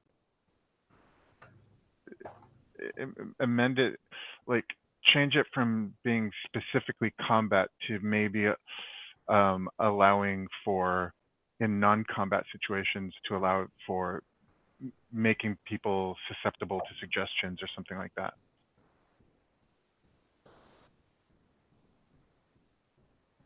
Yeah.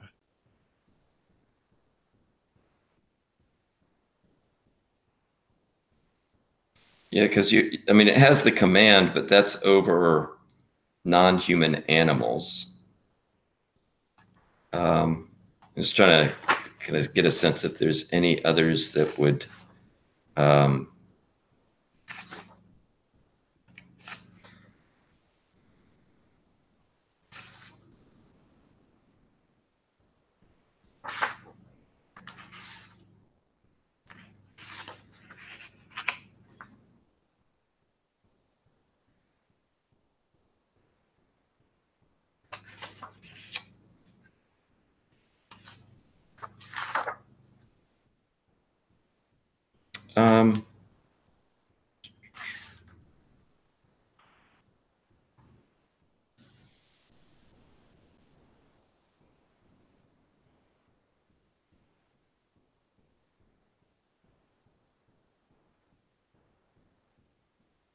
Yeah. So let's think about those. Okay, so daze, perception, psychic force, and then I'm thinking of your demon having a couple just more, physical things that would be more directly, like I'm thinking of, like, would armor be a good ability? Yeah, I was thinking armor, but I also want to tweak that a little bit, but that's more a narrative tweak. And that's like, if I do take armor, like it has the effect that's described, but I still feel like the pain, and I still show the marks. Like if I get in a beat up, I show the marks and feel the pain because my demon likes that. But ultimately, I don't get the effects of that would result from that. If that makes Right. sense.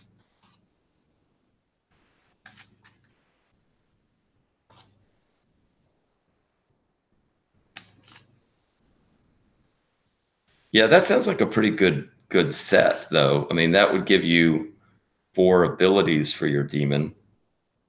And I think when it comes to your binding roll, that you're gonna that would be a decent strength demon, but your binding roll, you would have I think a decent fighting chance at kind of keeping some type of control over your demon.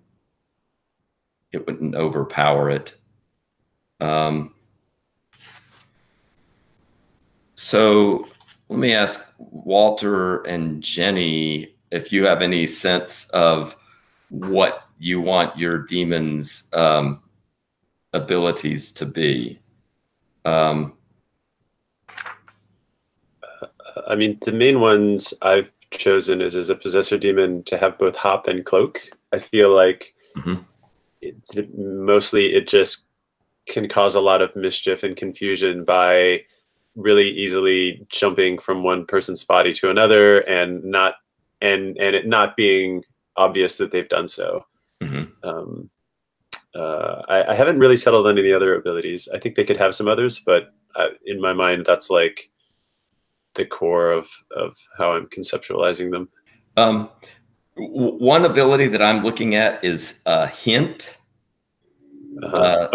Yeah. Could you describe, how are you thinking about that? I read the description and it seemed really intriguing, but I wasn't sure how it would come into play. And it looks like it has negatives that build with time as well. But I saw the word hallucinations and I liked that for some reason. How are you conceiving of that one? So I don't know. I think a lot of these, I feel like, you get these general things, but how in the fiction we would treat it is kind of open for us to kind of figure out exactly what it looks like. I mean, that it, you could imagine with a lot of these that you could have 2 different sorcerers with 2 different demons, both using the same power, but it might look different for the 2 of them in terms of in the fiction, how it actually, appears. Okay, yeah. So I'm going to go ahead and take hint then, and we can figure out together what that'll look like for my demon. It definitely looks like it has some interesting interpretations. So then I've got hop, cloak, and hint right now. I mean, I'm also like with ones that have kind of more, mental influencing. I'm definitely thinking more mental. Yeah, I'm like, I don't know if I necessarily want my demon to have any like physical things like force or armor or anything. I'm thinking like, yeah, my demon's all about like just perception and influencing and the possession part of it. But confuse could be a good one. Yeah, I'll look at that. You match the power against the target's will to force the target to lose his or her next action, either later in that round or in the next round, whichever applies. Okay. Yeah, combined with all the others, that makes my demon like super potent at that kind of realm. I did. Yeah, that sounds like a good combination of abilities. It really plays in. They all play like very hard together. It seems like. Yeah, and I'm also wondering about perception for your demon.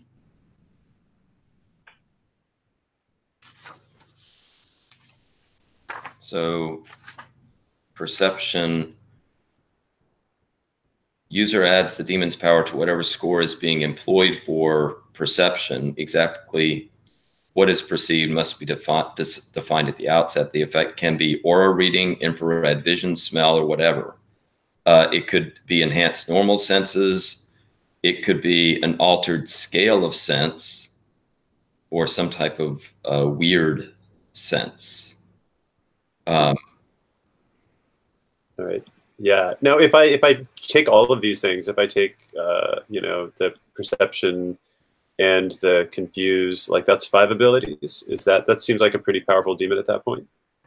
That would be a pretty reasonable one. And then, you know, what we could do is move on to the binding of these demons. And if before the binding you're saying, okay, that's overpowered and I don't want to risk that, we could pull back on something, you know, before we make the roll. Okay. Although I'm not afraid of having an overpowered demon. That sounds like I'm all about having a tragic, unwitting character who's in over his head. I'm trying to think if there's anything.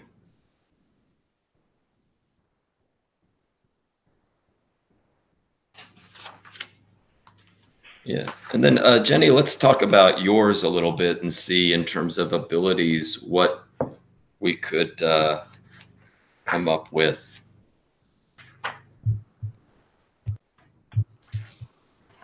So I think it definitely has cover because it's got a pass. I was thinking it had some kind of like inspiration, some way of inspiring its artists. I'm not sure if that would fall under perception or something. Yeah, I mean, I'm feeling like perception would be a reasonable one for us to consider. Right. I would also think with yours, some confuse would be reasonable to think about. Right. So it brings you into like this altered state almost that in combat might mean you're like busy thinking about how pretty the trees are and how you can make beautiful iambic pentameter about it. But that can be really helpful. I think I like the idea of like confused. Yeah, like it just brings you into like this very artistic frame of mind and like kind of takes you out of it. Mm-hmm. And otherwise I was thinking like something a little creepy. Yeah, I was too. Like I was looking at there's one called special damage. Yeah. The user gains an attack which uses the special damage table. It must be defined as either relatively lethal or relatively non-lethal. The user must still use the regular combat rules to hit a target. The attack must be defined. But some possibilities would be things like energy discharge, some type of disease, you know, claws and fangs, or, you know, the effect of apparently normal weapons. But it seems like, you know, this is damage that would appear even though like you know, it may be things that look like knife wounds or something like that. But yeah, it's not necessarily, you know, it's not because you know, it has wielded a knife. It just kind of is leaving that special damage. And I was thinking about that in part because of what you said about it had hurt one of the band members, right? And so I think one of the more indirect ones is a good thing. I don't know, with some kind of like I'm always thinking about like a force choke. Something like a what? The force choke from Star Wars. Yeah. I mean, I think that you know, the way that the special, you know, the special damage is, I mean, it could be defined any way you want to, right? Okay. So like, yeah, some type of choke would work. Yeah.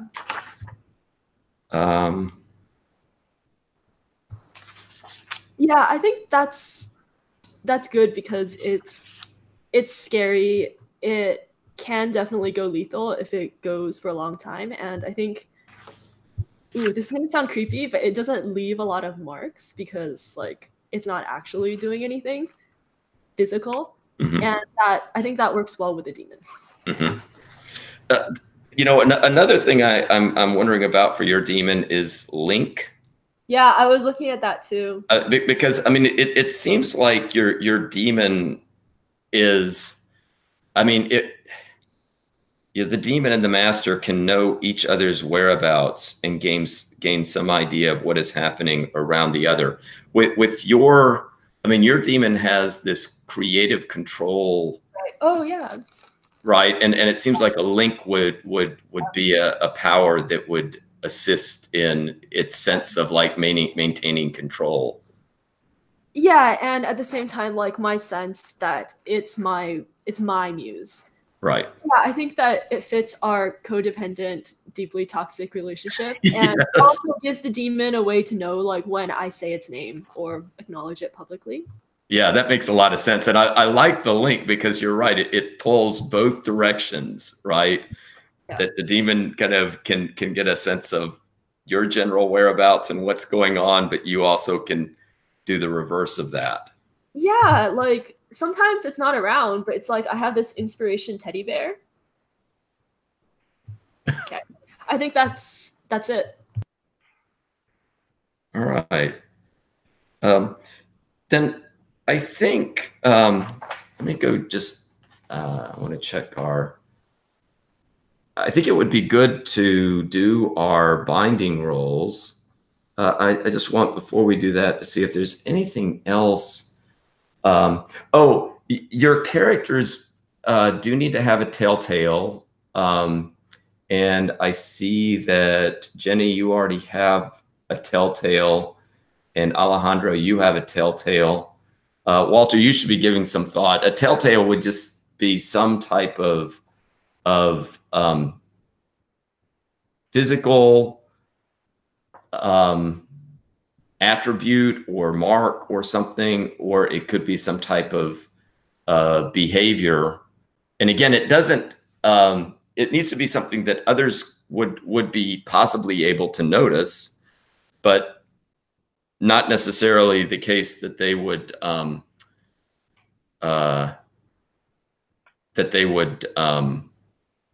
know that, oh, that means you're a sorcerer, right?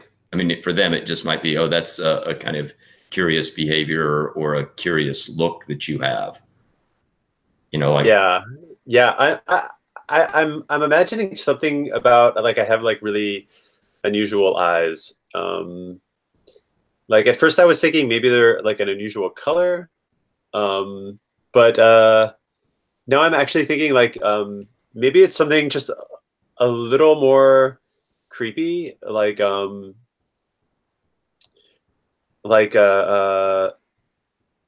whenever I'm somehow communicating with my demon in certain circumstances, like my eyes kind of roll back in my head or something for a moment, and it just looks a little creepy for a moment, and everyone's like, "Wow," something like that. Yeah, I have a cat that we got from the shelter, and yeah, I mean, it has this one eye that is, the pupil is always more dilated, and it's not looking where the other eye is looking. Like, it has a good eye and it can still see out of that one, but it has this kind of curious effect because you look at it and you know, it also has that effect. I like that. I like, actually, especially maybe this can play into the hint and the hallucination thing. Like maybe when my character is like connecting or conversing with their demon, they like their pupils get super dilated, They look like they're just totally stoned on something. Okay. I don't know if that's not specific enough, but yeah, no, I think that would work. Yeah, yeah, and if you're not really relying quite as much on the magical powers of the demon, you tend to look more normal. But the more you kind of tap into some type of communication or thing with the demon, that the eyes are a kind of giveaway. If somebody knew about sorcery, they would take that as like, oh yeah, that's definitely something sorceress that seems to be going on with that person. And yeah. we also need a price, and a price needs to be something that would give you a negative in some way, and it ideally should be kind of connected in some way to your character. So like Alejandro has there's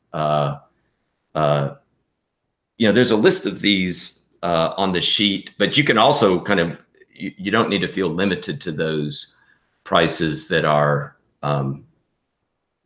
there. But I like Jenny's a lot. That makes a lot of sense. The kind of in denial thing, and the Alejandro's, yours looks good to me. So Walter, we'll need to think about that as well. And I think what I might want to do though is we can kind of try to figure out, do you want to figure out the bindings right now? Does that sound good? And we can maybe wrap up with that. And then, during the week or at the beginning of our next session, we can kind of make sure that everything is kind of set up. And I think I have more than enough right now to, I think, launch into things. And part of this can also be kind of me kind of clarifying what I perceive as being the kickers for the different characters. So with the binding, let me go get how this works. So the binding ritual, you would need to decide, I guess you have to, and you can do this in pretty general brush strokes, but I think you need to kind of figure out, how did you initially bind your demon? What in general was involved with that binding? You will get 2 bonus die if your explanation of how this happens fulfills your demon's desire. Okay. And then, with the binding ritual, you need to kind of clarify which of your attributes you would be employing to bind it. Like if you imagine it as a wrestling match, then it would be using your stamina. If you are identifying it as, somehow your knowledge of algorithmic alchemy is the main thing that you are kind of drawing upon, then you would get the lore as the attribute that you would be using. So, it would be advantageous to try to go after whatever attribute had a high score for you.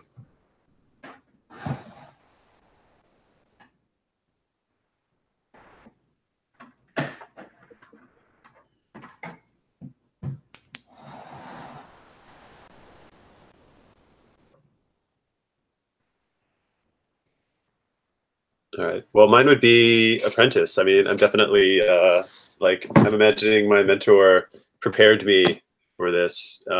Gave me the proper incantations and tools.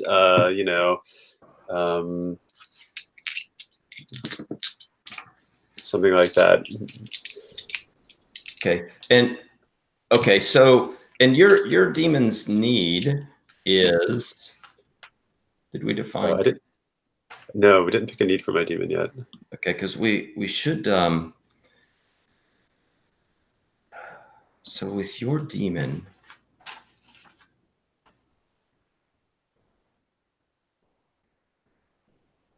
Yeah, and yours is a possessor. So it'd be helpful if we could, like, is it possessing another member of the cult, do you imagine? So yeah, I think that's a good place for it to start. But I'm definitely imagining that as a part of play, it uses its hop and unpredictable ways. So it could possess like all kinds of unusual hosts at different times. But yeah, I think that's a good default. I like that as a starting place. Okay. And so I think we're going to be having you roll on the lore. What is, I mean, your demon, I'm trying to think of like a good desire and a need for your demon.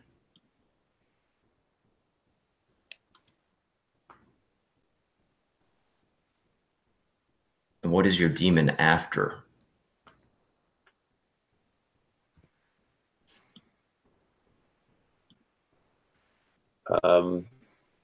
My demon is my demon wants influence. I think my demon is not just a social media junkie, but a social media actor. And it sort of sees social media as a way to magnify its influence over people. Okay.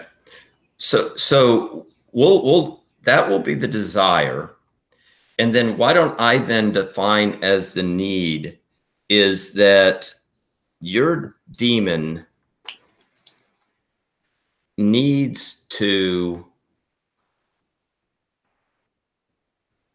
have that influence demonstrated specifically by getting somebody to believe something that is just absolutely not true, or have it demonstrated by getting somebody to do something that is stupid and even harmful to them.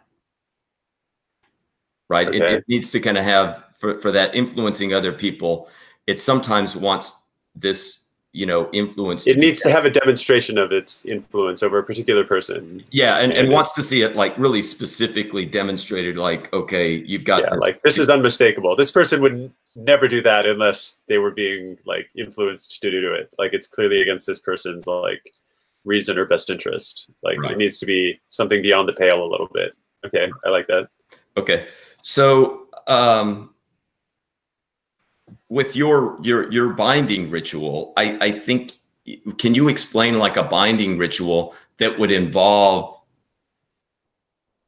you have, you know, if you want the 2 bonus dice, you have to have like an idea for a binding ritual that would satisfy this need during the ritual in some way.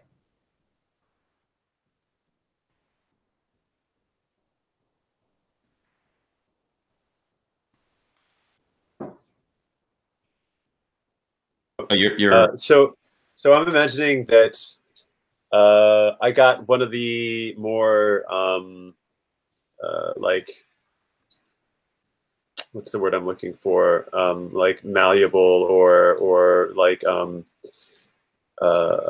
know, easily influenced newer members of the cult. Someone who I like picked out as like, oh, this person I can control. And I basically like talked them into like, okay, you know, if you want to move up in the cult and you want to, you know, achieve, you know, the higher state that we're all here to achieve, la la la, then you need to come do this ritual with me, and basically talked them into, you know, going, actually going against some of the tenets of the cult itself, even doing like really crazy things, like, you know, self-harmful things, and stating that they believe certain things and stuff like this. And this was part of the ritual. And then that ultimately the demon bound that individual, possessed that individual. That's the word I'm looking for. Okay. That sounds good. And then I'm going to also give a bonus die for that idea, that my GM discretionary dice. So your demon, as I'm looking here, has a you're going to give it a lore of 7.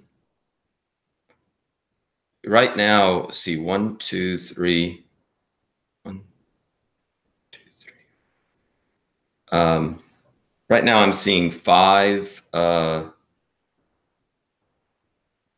abilities that you have. 6. Because you have hop, cloak, hint, confuse, perception. Was there And I also have taint. Yeah, did it not show up on the taint? Okay, so that would be 6 and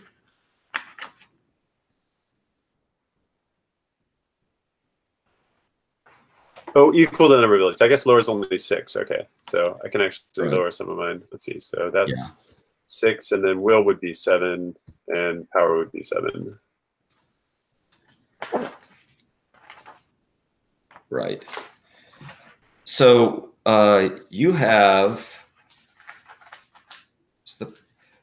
that power is what the demon is going to be rolling, and then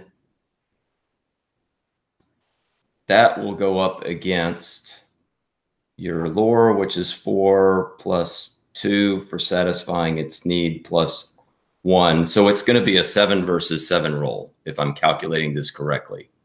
And for this, let's it's kind of interesting. The game lets you kind of determine what kind of dice you want to use for the rolls. Typically in the book with the rules, it uses a D10. Okay. And the way that this mechanic works, and this is how, you know, most of the resolutions will happen, is you determine how many dice you roll. You will roll that many dice, and the dice rolls are always then matched up against another dice roll, usually from the GM, unless you and another player were contending with each other. But usually it's the GM. And then you will compare the high numbers, okay? So if, let's say we rolled the dice and it came out that I had 2 numbers within the 7 dice that I rolled that were higher than Walter's highest number, I would win that conflict with 2 victories, okay? If the high numbers are tied, like let's say we both rolled a 10, we would then kind of put those high numbers that tie aside, and we would go down to the next highest number. Okay, I don't know if I explained that clearly enough. I think I get the idea of it, but let's just go ahead and do it, and we'll talk it through as we look at the dice. Okay. So it sounds like we'll each be rolling 7 10-sided dice. That, yes, if I have calculated this correctly. Yep. Okay. And what, I'm sorry, what did I get extra dice for? I start with 4, and then I got extra 1 for the ritual. And well, I'm giving you 1 for the description of the ritual, and 2 because with your ritual you are satisfying the need of your demon, right? Oh, okay. So if the ritual involves satisfying the demon's need, that gives you 2 bonus dice. Okay. Okay. Awesome. So I'm going to roll 7, and I'll roll pink ones for this in the roll for your party.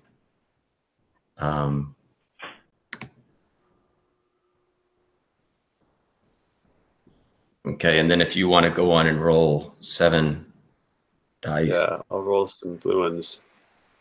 So there they are. Oh, okay. So we got a whole bunch of dice. Right.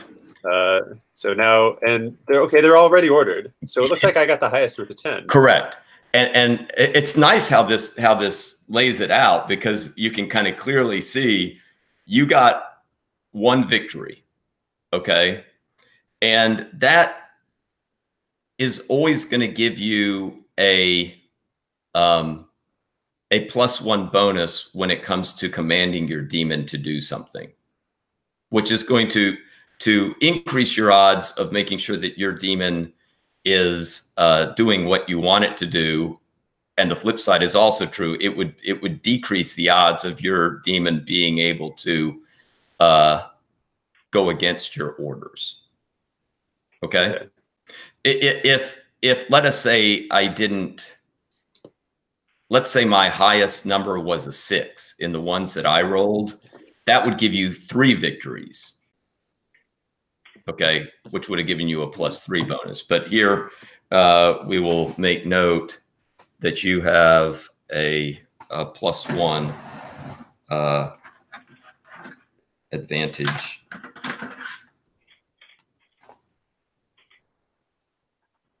Okay. So congratulations, you are now you now have a bound demon. Nice. So Jenny, let's go to you next. And we said that with your demon, its need is, I'll look back through my notes. Indirect but public acknowledgement. So you would need to kind of think of a ritual, and if you want to have the 2 bonus dice, it would need to be some type of ritual where you would be giving it some type of indirect acknowledgement. And also, I think you're probably going to try to come up with a ritual that would be drawing upon your will. Yes. I guess what exactly should this ritual look like for someone who doesn't? Oh, hi, is that a cat? Yes, I have a cat. Okay, sorry.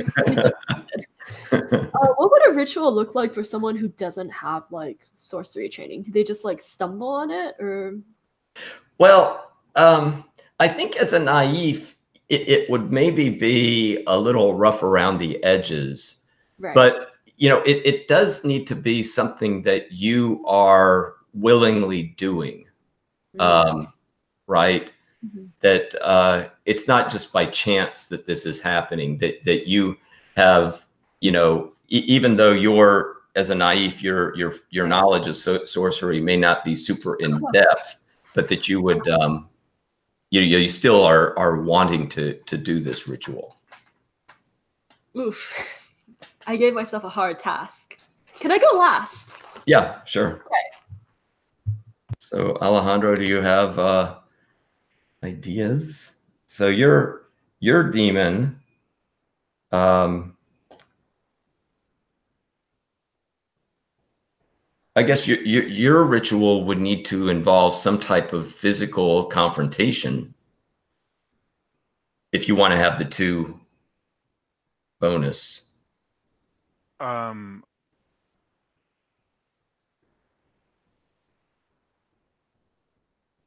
Yeah. Well, I was actually thinking lore, but that was me just trying to game it. Well, okay, it could involve lore. That would be fine. But you know, if you want to have the 2 bonus dice, you have to be satisfying your demon's need. Oh, I see what you're saying. I mean, you don't have to do that, but then you're not going to get those 2 bonus dice, right? Your demon has a need to see some type of physical altercation that either you were involved in or that you helped to instigate. So I feel like Chuck has always had an imaginary friend, which was some sort of, like, he always just kind of talked to the rodent, he always had like a rodent, like a little pet mouse or rat or something, and it's always like somewhere along the lines in his travels, he's been in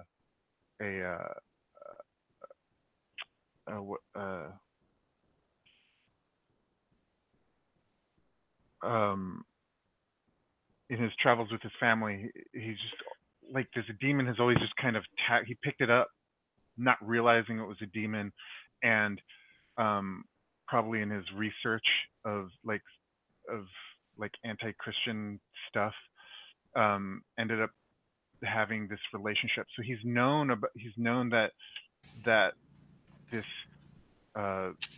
creature that he's always had was a demon, but it wasn't until recently where they actually decided to develop this type of bond, if you will.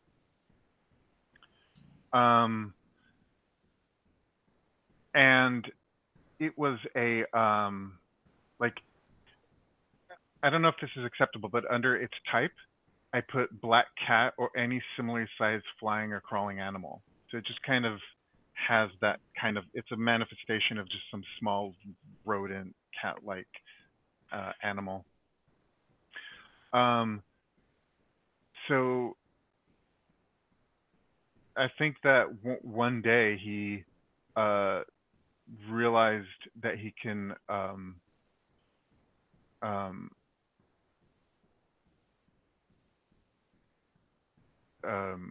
bind it, and so he, like, in his probably here in Orlando, he was in the basement of the building where his parents were living, and he drew out the pentagram and did the candles, and then brought the creature down and performed the binding. And the creature was acting like it didn't want to be bound, but as we know, demons do want to be bound, right? Is that correct? That is correct. Mm-hmm. And so it fought against me. So I'm picturing that, like, I brought down this little ferret that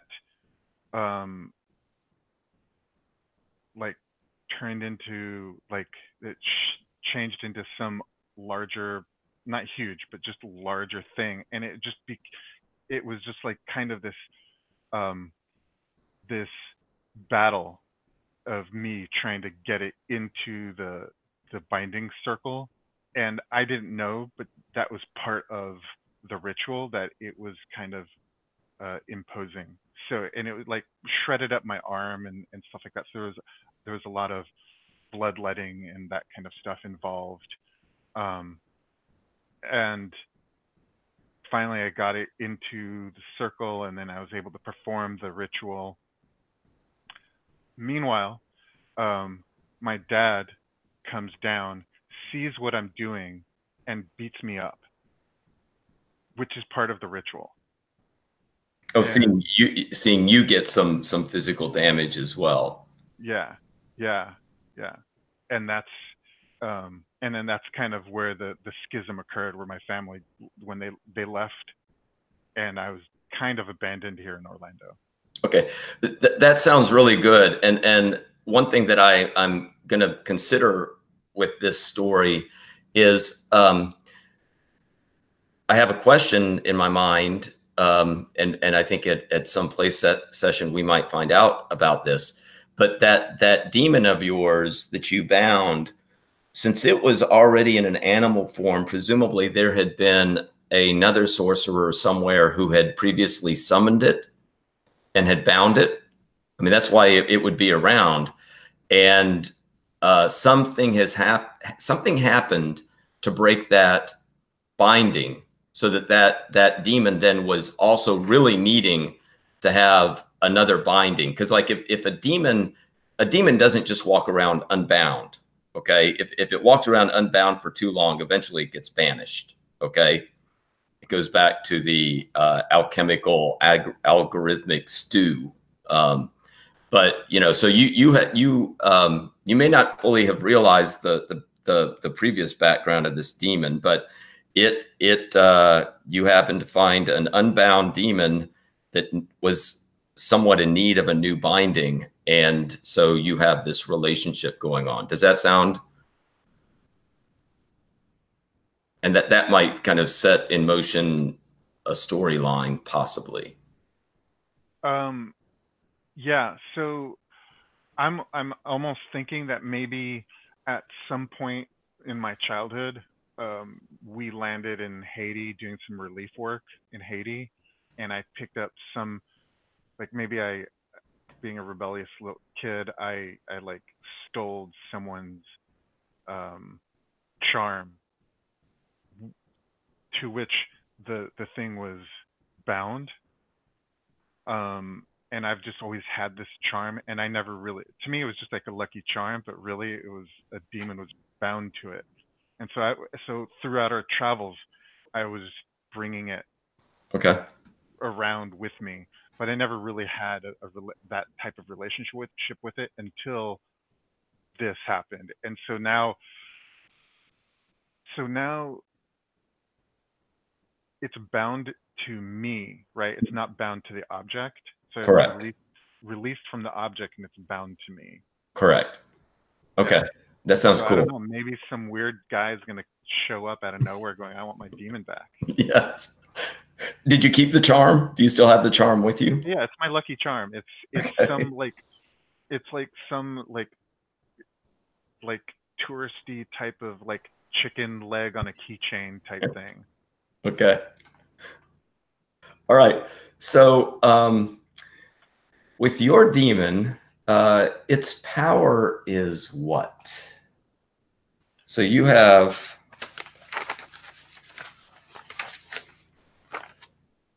to get my cat out of the way. Is that your demon? That's my demon. She likes it when I play games because she thinks, oh, I got a nice lap there. So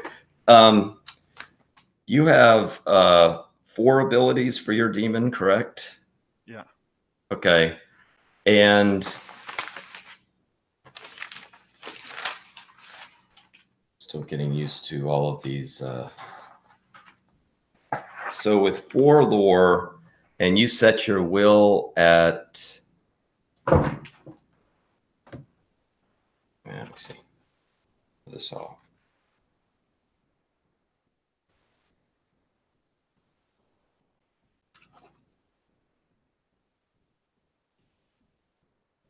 Trying to find my page that goes through the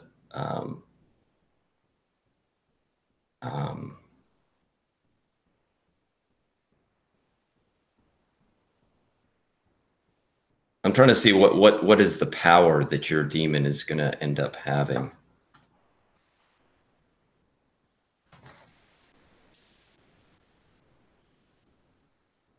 There's the desire and the needs.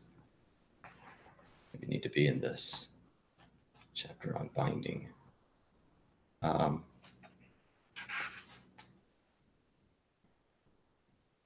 Okay, so we're going to be, you're going to be using your lore, is that correct? Yeah. Okay, so that gives you 4 plus 2 because you're satisfying the need, and I'm going to give you the bonus of 1, so you'll have 7. I'm trying to think. Does anybody have how the power of this demon gets set? I'm having difficulty finding that in my rule book. Yeah, you put it in the it's kind of, you can find it in the notes on the individual demon page. So I think it's a combination of, you put the number of the, like, its abilities, it becomes its related to its will, I think, and then it's, or 1 plus its abilities, something like that. Let's see. Okay, so you can set your demon stamina to whatever you desire. Set will 1 higher than either stamina or lore. So your will would have to be a 5, correct? Lore is abilities. Lore is equal to the number of its abilities. Correct. And that's 4, correct? And then power is equal to the dice of its highest score. So you have to set stamina, will, and lore first. Yeah, so stamina you can set to whatever you want. The will is 1 higher than whatever the right. So if your lore has to be at least 4, so your will has to be at least 5. And then that would mean that your power would be 5. And are you good with stamina of 2? Wait, okay, so I'm confused. It says under the demon, are we talking about the demon or my character? Under the demon. And the demon will says set its will score to be at least 1 die higher than its stamina. Oh, or lore. Or lore. Right. I missed that part. Okay. Okay. Okay, so what was your question? Well, your stamina is set low right now. I think it might be good to you can set the stamina whatever you want. I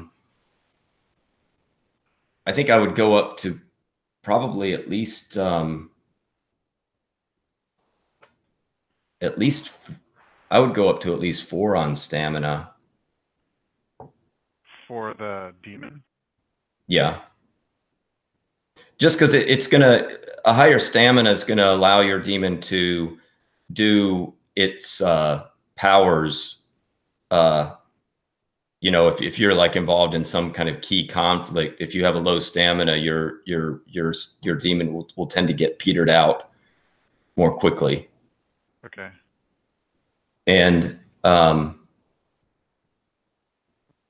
so having it at least at the same level as lore would make some sense to me. Okay, and you're going to have a lore of, you have 4 powers, so your lore needs to be at least a 4.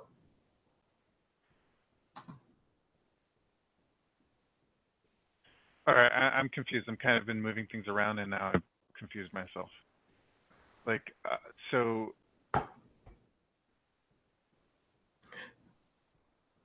the lore is equal to its abilities. Yeah, the number of special abilities you have given it, which is 4. Okay. Its will is equal to 1 point higher than stamina or lore, right? Right. And its stamina. Okay. All right. So I made it 4, 5, 4. And its power is 5. Correct. Yeah. So you're going to roll 5. So you're going to roll a total of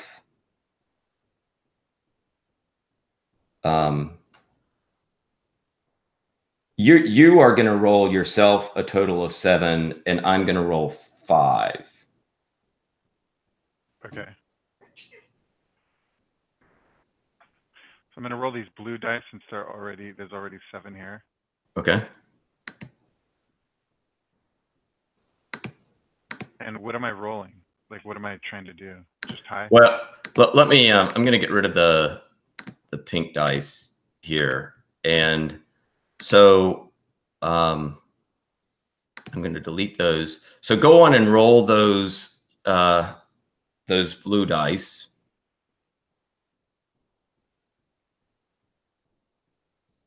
Okay. Okay. And then I'm going to roll, the demon's power is 5. So I'm going to roll 5.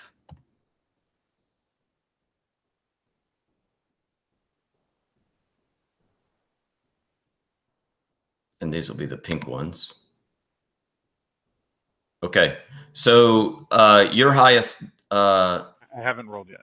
Oh, you haven't? Okay. I'm just trying to... Okay, so my highest is 9. Okay. Okay, so we both have a 9, and we both have 2 9s. So then we go down to the next... after the 9s, my highest is a 2. I have an 8. But you have an 8 and a 5 and a 4. So that gives you 3 victories, which is a good thing. Okay, so you're going to have a +3 on rolls that involve making sure that your demon follows through on its commands. And it's going to make it more difficult for the demon to go against your commands.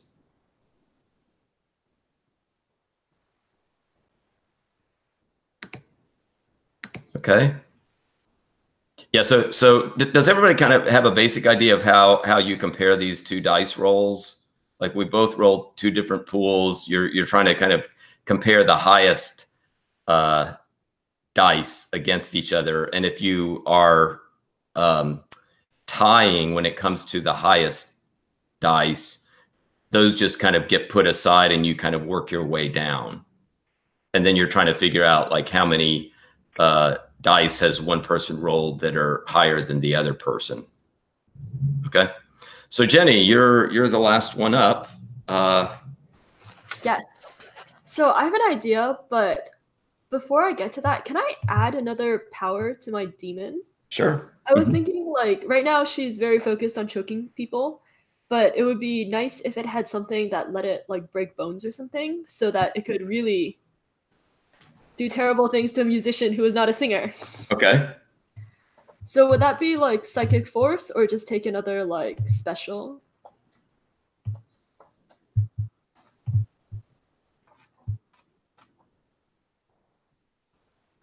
Yeah, I wonder with the special,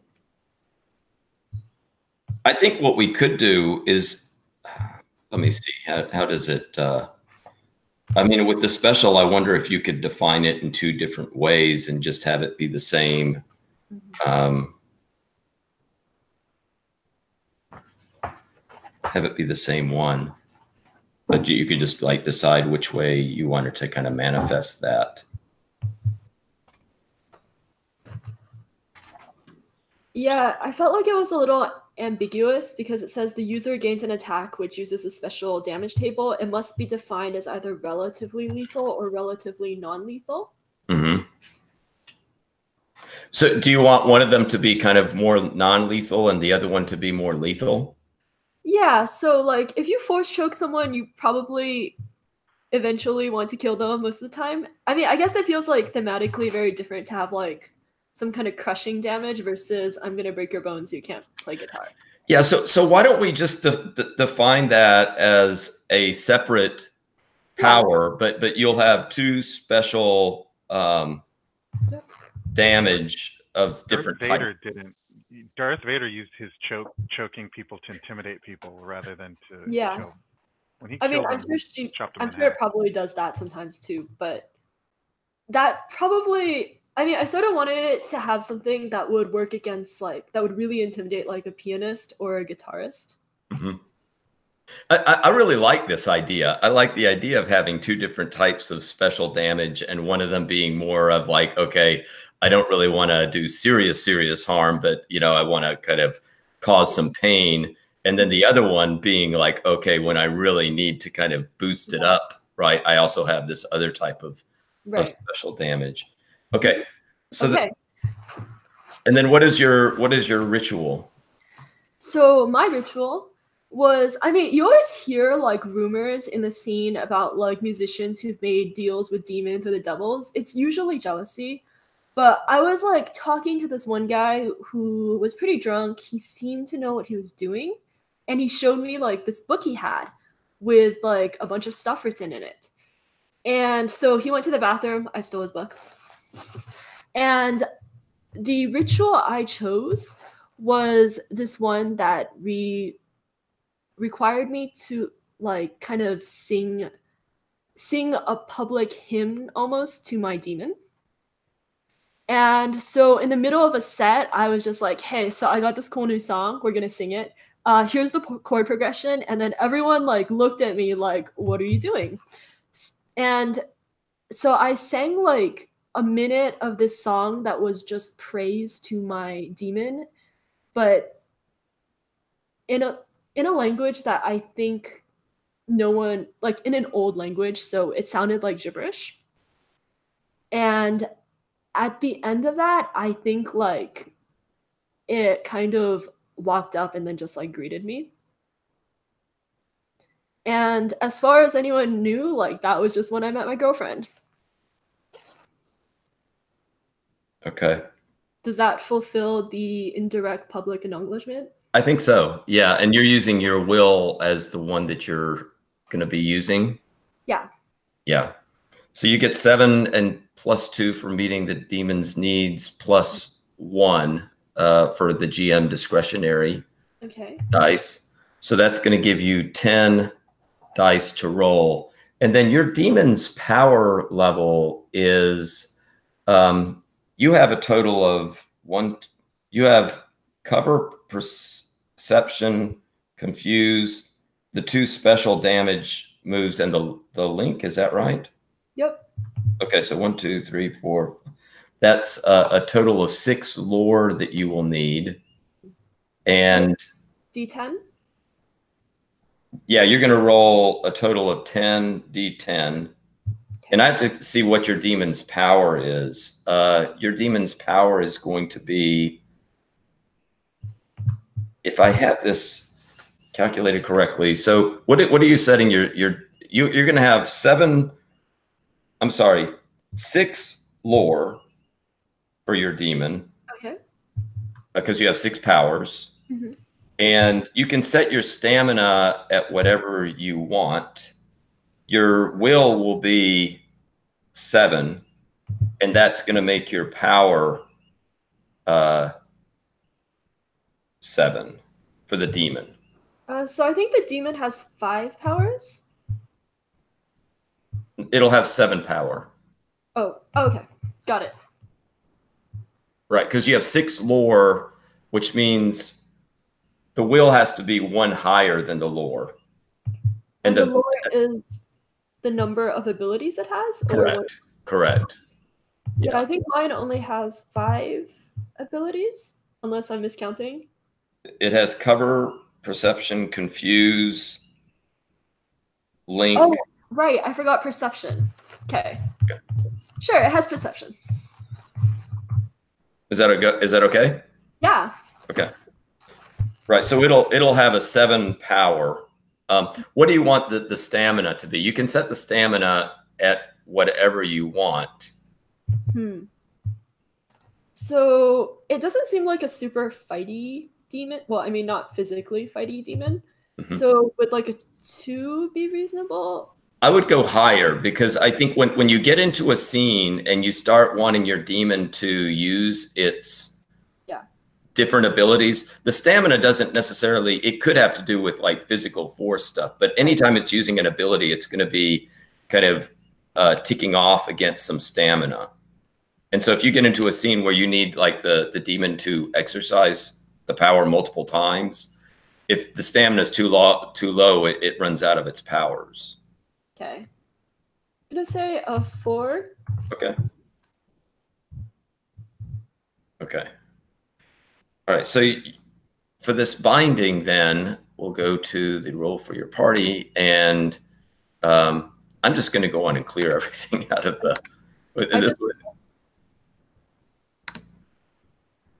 Okay. So if you want to roll your dice,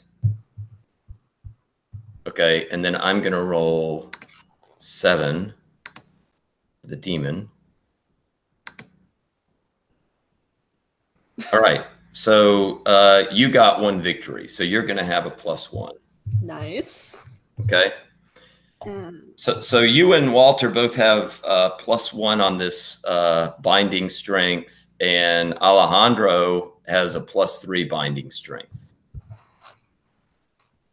And that's just kind of ongoing, and that will come into play, as I say, during scenes when you know you need your demon to do something. Having +1 or more binding strength makes it more you know, more likely that your demon is going to continue to carry out your orders. And we're right at the 3-hour mark, so I think I think we're set up. I'll have some work to do between now and our next session to kind of you know, I'll get things kind of put into more kind of neat order. I'm going to kind of think about the kickers. I'll think about like our opening storylines, but I think I've got some hooks that I can definitely use in terms of what your motivations are, what's motivating your demons, a little bit of the backstory that we have in place right now. Why don't we just go around? We can do this quickly, but I'm just kind of curious as to what your reaction is right now, what you're looking forward to, if there are particular things you want me to be thinking about between now in our next session? I could start. I just want to say that I'm super digging everybody's characters. I love what Jenny and Alejandro have come up with, and so I'm super excited to see what's going to happen. Hey, Jenny. Yeah, I mean, I think that this is going to be like a really good group with a lot of good plot hooks. I really like the demons. They're all very different and very needy. Yes. And I think that there is something interesting going on where like there's something that ties into identity. Mm-hmm. Yeah, I think, yeah, the demons are needy, and I like the fact that the characters also seem to be needy, right? I mean, that both of them have needs, and so it's going to be, I think, interesting to work out that dynamic.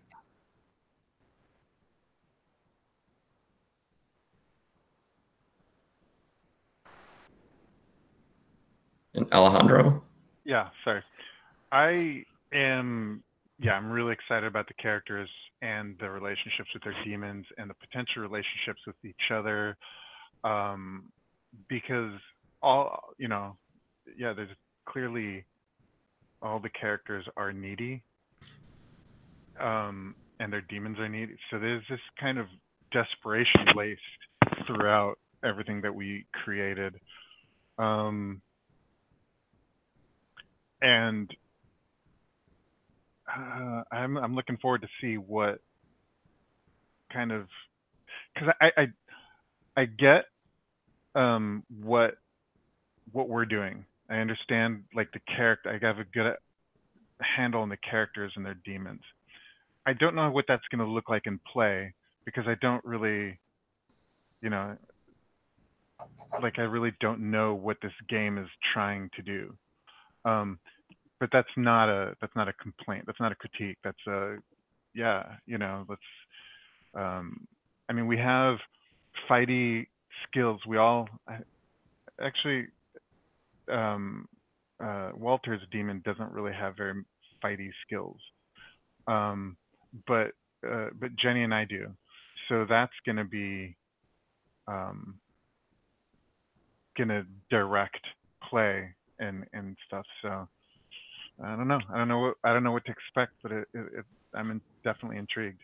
Yeah, well, and one of my jobs between now and the next session is going to be to kind of go through the information we've created together, and through that, and thinking about some of these backstories, relationships, to kind of flesh out little plot hooks that will launch us into kind of storylines the next session. And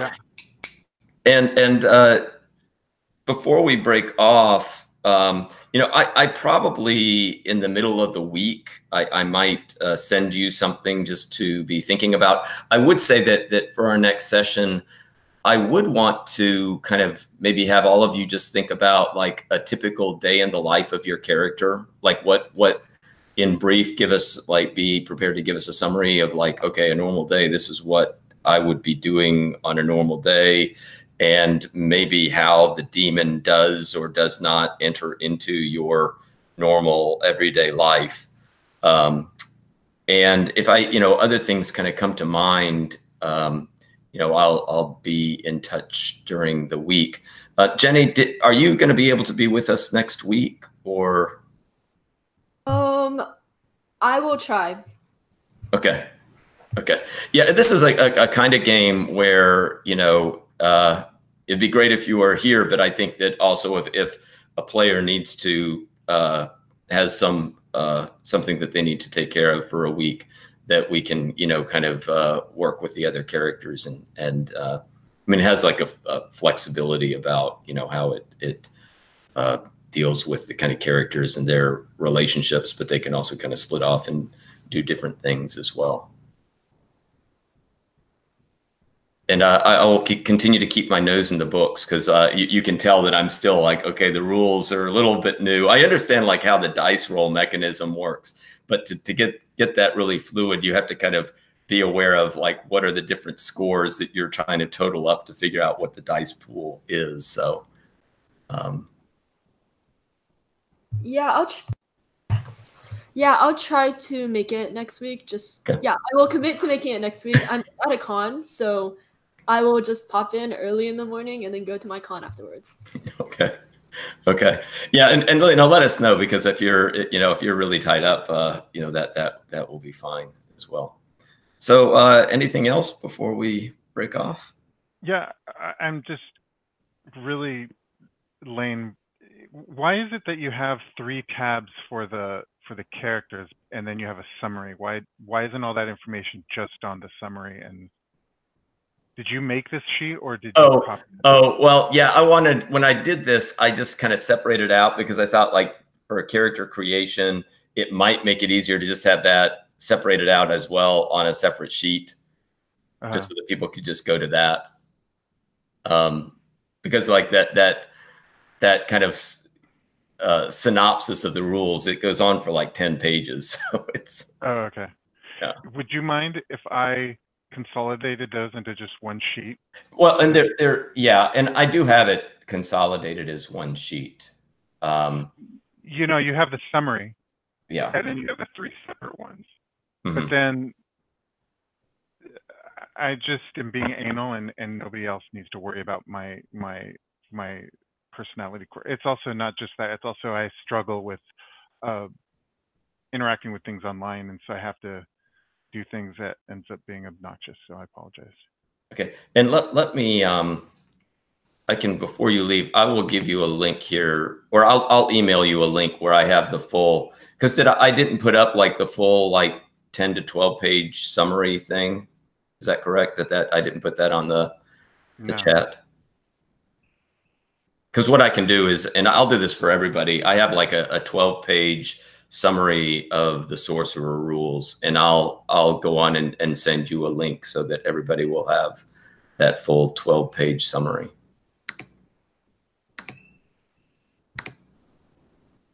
Okay, but I'll send that through either through Slack or through email.